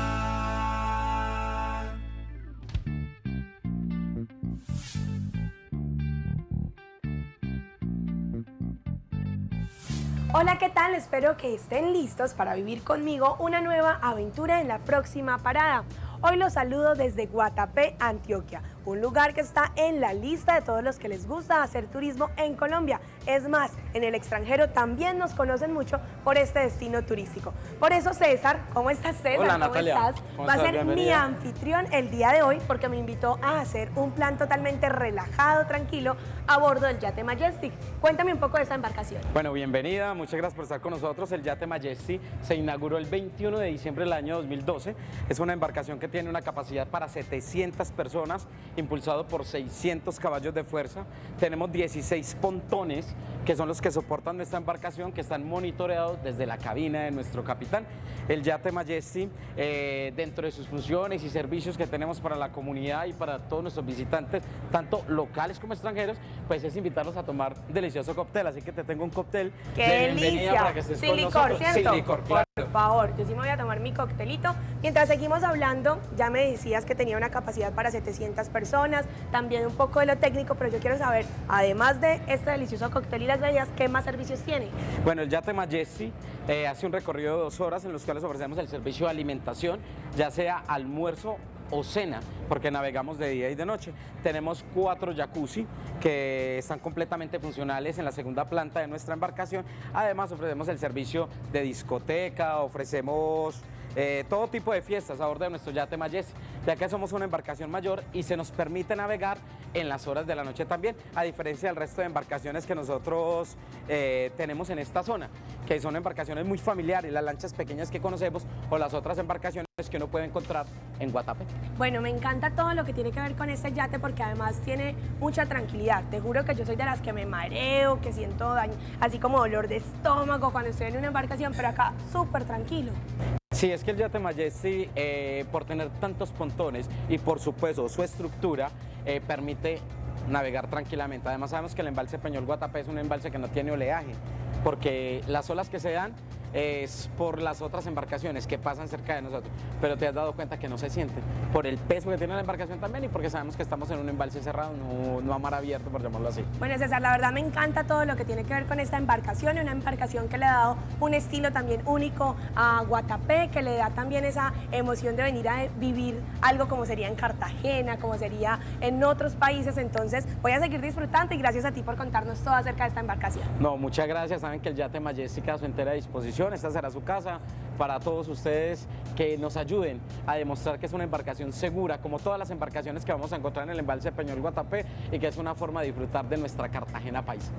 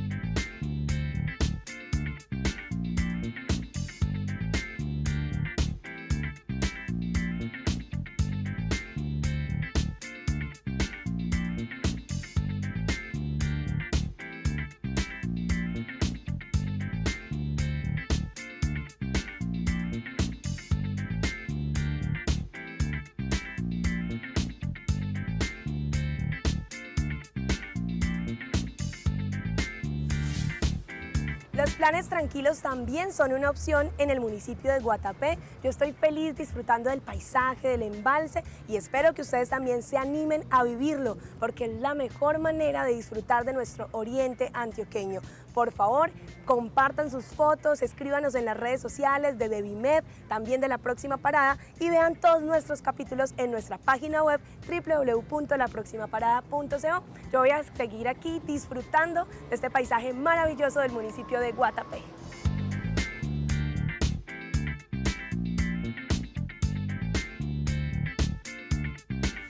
Aventura, sentir las vías y las carreteras de los pueblos de Antioquia. La próxima parada. Aventuras por las vías, emoción por las carreteras de mi región. La próxima parada. Mañana un super ahorro en todos los Eurosupermercados. Descuentos del 40% en pollos, 25% en frutas, 20% en detergente líquido y suavizantes, 20% en leches UHL, 10% en carnes frescas, con cualquier medio de pago. Visítanos y disfruta el verdadero ahorro. ¿Qué tal? Buenas noches, soy Germán Mendoza, bienvenidos a Nos Cogió la Noche Noticias. Mucha atención, una ciudadana de origen peruano perdió la vida luego de someterse a un procedimiento estético en un spa ubicado en el barrio El Poblado de la capital antioqueña. La mujer murió luego de ser llevada al Hospital General. La policía y las autoridades sellaron el establecimiento. Una mujer ecuatoriana de 35 años de edad falleció después de realizarse un procedimiento estético. Esta habría llegado sin signos vitales a un hospital de la ciudad. La información es que la joven fue captada a las 5 de la mañana y operada en el spa que tiene 4 sedes en el municipio de Medellín. Ya hace 15 meses había sido cerrado el estadio por el sector de los Colores. Donde muere la paciente está ubicado en Castropol. Hay otros ubicados en La Guacatala y otro en el municipio de Bello. Es llamativo que en la Cámara de Comercio parezca como una peluquería y el capital de inversión para 4 sedes sea de 1.800.000 pesos. Al parecer, el sitio del procedimiento no contaba con los permisos para realizar cirugías estéticas. En repetidas ocasiones, la Secretaría de Salud de Medellín había visitado el lugar y se había realizado los cierres temporales. El del estadio se cerró en el mes de febrero del año 2018, hace 15 meses. Seguramente la Secretaría de Salud no encontró condiciones adecuadas, pero la Secretaría de Salud informó a la Dirección Seccional de la existencia de otros centros y el otro que revisaron, el del Poblado, hace 3 meses. Pero como hay una red de corrupción al interior de la Dirección Seccional que no volvió a acompañar los operativos a pesar de la orden del gobernador de Antioquia. La policía y la fiscalía revisaron el sitio y en algunos videos que este medio logró conocer se evidencia que se le pregunta al personal por los equipos utilizados para dicho procedimiento. Y a propósito de este tema, el Sindicato Nacional de Cirujanos Plásticos le pidió al Gobierno Nacional que urgentemente reglamente el tipo de prácticas para que no sigan siendo personas no idóneas las que lo realicen. Bueno, lo primero que hay que decir es que hay que alertar a la ciudadanía. Una cirugía plástica estética no se realiza en un spa. Y si alguien está realizando una cirugía plástica o la va a hacer en un spa, es porque probablemente no es un cirujano plástico, o sea, es una persona no idónea. Entonces, hay que tener en cuenta que la cirugía plástica es con los cirujanos plásticos. El paciente debe buscar, hay formas, como todos sabemos, de vigilar si alguien que lo va a operar a uno es un cirujano plástico o no, a través de la consulta en la página de la Dirección Seccional de Salud de Antioquia, poniendo la palabra cirugía plástica. En el Google ustedes pueden hacerlo así, Dirección Seccional de Salud de Antioquia, y la frase cirugía plástica, y ahí pueden consultar si la persona que los va a operar es o no un cirujano plástico. En el municipio de Santa Rosa de Osos, en Antioquia, el Gaula del Ejército y el CTD de la Fiscalía capturaron a un hombre y a su esposa, quienes pertenecían a una banda delincuencial que sacrificaba reses de ganaderos de esa localidad para presionar el pago de extorsiones. Las autoridades, después de recibir 9 denuncias por parte de la comunidad, capturaron en las últimas horas en el corregimiento de Aragón del municipio de Santa Rosa de Osos, norte de Antioquia, a un hombre y una mujer cuando recibían 30 millones de pesos, al parecer producto de una extorsión a un ganadero de esa población. Como algunas personas se negaron a cumplir con esta exigencia extorsiva de dar dinero, a lo que acudieron estos delincuentes fue a visitarlos, amenazarlos y actuaron de manera atroz a quien se negó a pagar la extorsión en contra de los animales, cerdos, vacas, y allí mataron a 10 animalitos y afectaron la tranquilidad emocional de otros que quedaron heridos.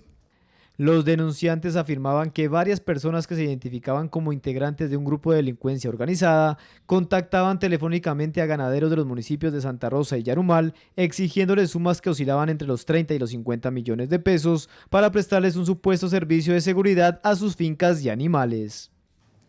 La única forma de hacerle frente a la extorsión es denunciando y dejando que los gaulas hagan su trabajo para poder disminuir estas extorsiones que en la mayoría son de cárceles, de personas haciéndose pasar como integrantes de grupos armados organizados, donde aprovechan el miedo y el pánico de sus víctimas para aprovechar de estas actividades. Las investigaciones determinaron que estas llamadas extorsivas estaban siendo realizadas desde febrero de este año por un sujeto recluido en una cárcel de la costa atlántica que se identificaba como cabecilla de un grupo de disidentes de las FARC. A los investigados se les imputará cargos por los delitos de tentativa de extorsión agravada y maltrato animal agravado. Se desbordó el problema de hacinamiento en la ciudad de Medellín. Esta vez el tema llegó hasta el búnker de la Fiscalía. Hasta en los auditorios de esta entidad hay presos. Debido a la grave crisis de hacinamiento de la ciudad, los auditorios del búnker de la Fiscalía tuvieron que ser acondicionados nuevamente como celdas de paso, pues en los calabozos de esta institución ya no cabe un detenido más, situación que en los últimos días ocasionó un intento de motín. Nuevamente tenemos los auditorios llenos de detenidos porque nuestras celdas están repletas. La semana pasada desarrollamos una jornada contra el delito sexual en contra de niños, niñas y adolescentes. El objetivo era capturar 45 personas, logramos la captura de 23 y tocó parar la operatividad en ese momento porque no nos cabía un detenido más. El motín se dio a raíz del ingreso de estos nuevos capturados. Los mismos internos protestaron porque no querían que entrara una persona más, dado que ya prácticamente están durmiendo de pie. El funcionario precisó que esta situación afecta las labores de los investigadores, pues no pueden desarrollar sus tareas a cabalidad porque no tienen dónde poner los detenidos. No hemos parado la operatividad, no se paran los procedimientos judiciales, sin embargo, de manera no oficial, pues los investigadores detienen la marcha de sus investigaciones porque pues en términos coloquiales se encartan con el detenido porque tendrán que dejarlos en sus oficinas. Aquí hemos tenido detenidos esposados a sillas en los pasillos porque no caben en ninguna otra parte. Eso hace que el investigador se desestimule y vuelva mucha más lenta su trabajo. Y es que en este momento, en los calabozos que tienen una capacidad para albergar 40 personas, tienen 90 en su interior.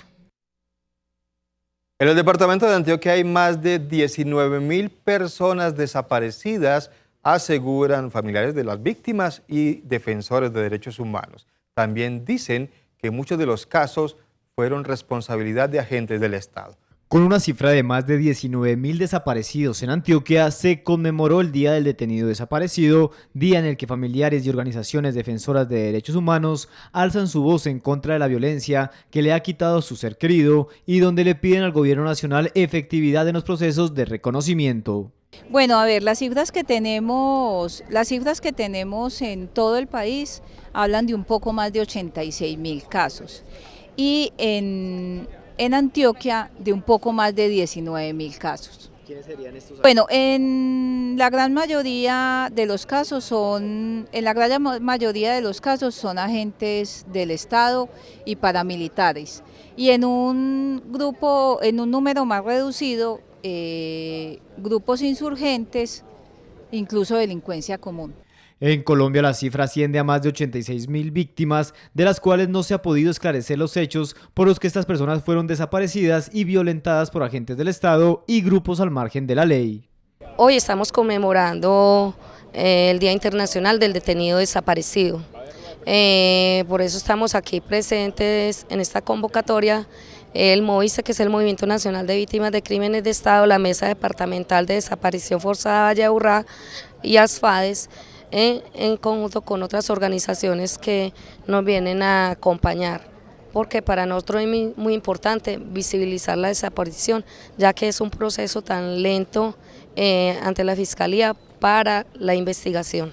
Entre los casos más relevantes está la desaparición de Omaira Montoya, una estudiante de la Universidad de Antioquia que fue la primera detenida desaparecida, de quien se dice fue el primer caso en Colombia que data desde 1977. En el barrio Prado de Medellín las autoridades lograron la captura de un delincuente conocido con el alias de Grande Pa, cabecilla de la banda delincuencial Altos de Aranjuez.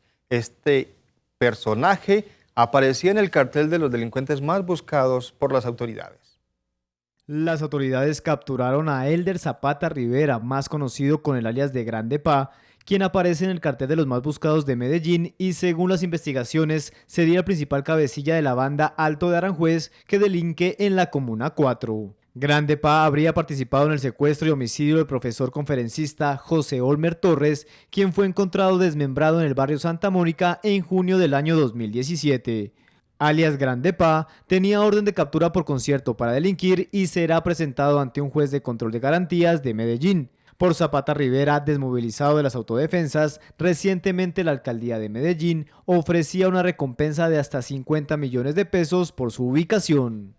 Fueron capturadas 25 personas pertenecientes a una banda delincuencial dedicada a robar productos de almacenes de cadena. Estos productos eran comercializados posteriormente en tiendas de barrio. En las últimas horas, personal del Cuerpo Técnico de Investigación logró la captura de 29 personas señaladas de conformar una banda delincuencial dedicada al hurto mediante la modalidad de hormigueo. Según el director de la Fiscalía Seccional de Medellín, estas personas estarían vinculadas a más de 600 hurtos. Toda una estructura criminal, una empresa criminal dedicada al hurto de productos comestibles, prendas de vestir y otros artículos en supermercados de cadena para la venta en tiendas de barrio y supermercados de barrio bajo la modalidad de la receptación ya finalmente de ese receptor. Tenemos aquí que esta organización se dedica de manera continua y permanente por múltiples ciudades de Colombia a este tipo de hurtos y se calcula que en los últimos 5 años las pérdidas de los supermercados en todo el país suman aproximadamente 220.000 millones de pesos. Según las autoridades, estos delincuentes tenían su accionar criminal en ciudades como Medellín, Barranquilla, Valledupar, Montería y Sincelejo, donde una vez hurtaban los elementos en grandes almacenes de cadena, los revendían a tiendas de barrio.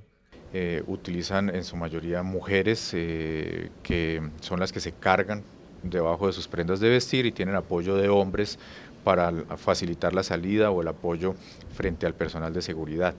Hay distintos roles como los deslizadores, los sacadores, los despinadores. Cada uno cumple una función dentro del supermercado, están estratégicamente ubicados y cada uno desempeña una función logrando finalmente sacar estos productos. Para no ser sorprendidos por las autoridades, estas personas se desplazaban por diferentes ciudades del país burlando el accionar de la justicia. Golpe a los Pacheli. Las autoridades capturaron a 16 integrantes de esa organización delincuencial señalada de mantener la confrontación en el municipio de Bello, en Antioquia. Entre los capturados aparece alias Roger, quien sería el encargado de las extorsiones. En las últimas horas, las autoridades del Valle de Aburrá realizaron varios allanamientos en el municipio de Bello que permitieron la captura de 16 presuntos integrantes de la banda delincuencial Los Chatas, que operan en esta localidad del norte del Valle de Aburrá. Se logran 16 capturas, entre esas la de un cabecilla de alias Roger, un cabecilla encargado de temas de extorsiones en la ciudad de Bello, alias Roger. Estos sujetos pertenecientes a la organización Los Chatas han aprovechado la disputa criminal que hay en este momento entre el Mesa y Pacheli y están apropiándose de rentas criminales, pues mientras que los otros bandidos están matando entre ellos. Las autoridades precisaron que se tiene previsto otro operativo en las últimas horas con el fin de seguir golpeando las estructuras criminales que allí operan y poder frenar la ola de violencia que se vive en el municipio. Hacemos una pequeña pausa, pero en segundo regresamos con más información en Nos Cogió la Noche Noticias. Preocupantes cifras de violencia intrafamiliar en el departamento de Antioquia. Este año, según el Instituto Colombiano de Bienestar Familiar, se han presentado 760 casos, la mayoría de ellos abuso sexual de menores de edad. Medellín ocupa el primer lugar.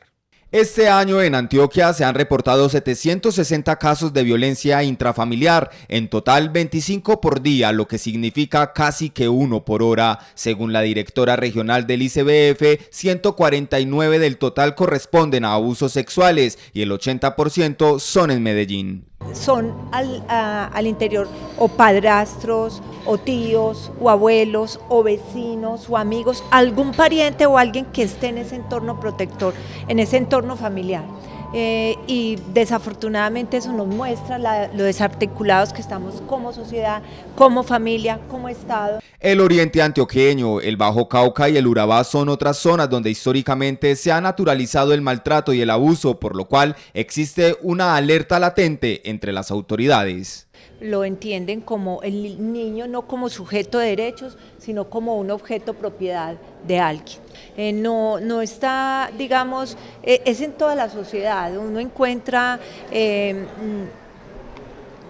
comunidades, por decir en el oriente, un ejemplo, donde ha sido natural que el papá abuse de sus hijas y que su madre lo tolere porque ella también fue abusada por su papá y eso se naturaliza. A través de la línea 141, el ICBF reitera el llamado para que quienes conozcan casos de abuso sexual infantil lo denuncien inmediatamente.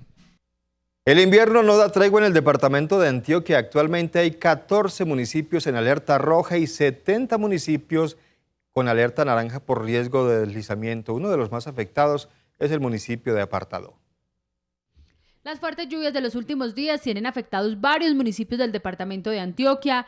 En Apartadó, un movimiento en masa en la vereda La Victoria dejó 32 veredas aisladas y se evacuaron 17 viviendas, de las cuales 6 resultaron totalmente destruidas. Bueno, tenemos las últimas horas, tenemos reportes en El Retiro, Liborina y Olaya. En Liborina y Olaya hubo avenidas torrenciales, pero que no hubo afectaciones serias a la infraestructura. En Olaya fue incomunicada el corregimiento de Sucre y en Liborina también algunos caminos veredales y vías terciarias. Las lluvias se prolongarán hasta mediados del mes de junio. De acuerdo al pronóstico del Centro Regional de Pronósticos y Alertas en asocio con el IDEAM,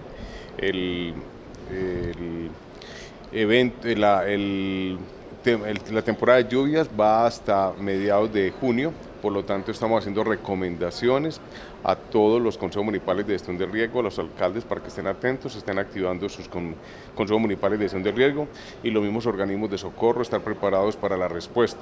Igualmente hacemos un llamado de atención, una invitación a los alcaldes para que empiecen a dotar a los equipos de socorro, bomberos y defensa civil para que estemos apoyando a estos organismos y puedan dar una respuesta más efectiva. En Amagá también se presentó un deslizamiento de tierra que se llevó un restaurante ubicado cerca a la vía. La administración municipal de Itagüí tuvo que suspender el proceso de demolición del edificio Babilonia porque se descubrió que había personal de la empresa encargada del derribamiento dentro de esta edificación. La alcaldía espera explicaciones. Así luce hoy el edificio Babilonia después de retomarse las labores del desmonte, esto después de evidenciar que al interior de la estructura había personal, situación que prendió las alarmas, ya que en el contrato esto no estaba permitido. Como es de conocimiento de la opinión pública en general, la administración municipal de Itagüí ha venido avanzando en el proceso de demolición controlada de la estructura del edificio Babilonia con la empresa Jolasas, firma que fue seleccionada para este fin. Hoy, durante el ejercicio de supervisión que se hace permanentemente al proceso de demolición controlada, se logró evidenciar por parte de la administración municipal que un operario de la firma Jolasas venía utilizando un elemento contundente para adelantar el proceso de demolición en la parte superior del edificio. Este hecho que desafortunado por demás, motivó necesariamente que se suspendiera momentáneamente el proceso de demolición, en tanto la empresa Jolasas rinde las explicaciones de rigor a la administración municipal de las razones por las cuales se venía utilizando esta metodología contundente, que no es la metodología que la administración escogió para el desmonte controlado. Hoy se continuaron con las labores y se avanza con el desmonte del piso 12 del edificio. Hemos venido avanzando desde el inicio del proceso, la semana anterior, en un cronograma juicioso de aplicación de la metodología de desmonte controlado, donde de manera inicial se hizo un desmonte de los equipos del ascensor del edificio y se hizo el retiro o rescate de las tarjetas inteligentes del mismo. Esa situación de rescate retardó un poco el avance de la obra, pero ya hemos desmontado al día de hoy toda la estructura del techo del 13º piso y vamos hacia la estructura del 12º piso, también siendo necesario manifestarle a la opinión pública que se han encontrado o se han tenido unos hallazgos en la estructura del edificio que dan cuenta aún más del estado de deterioro o de deficiencia constructiva del edificio Babilonia. Según la administración municipal, se evidencia que las columnas tienen vaciados parciales.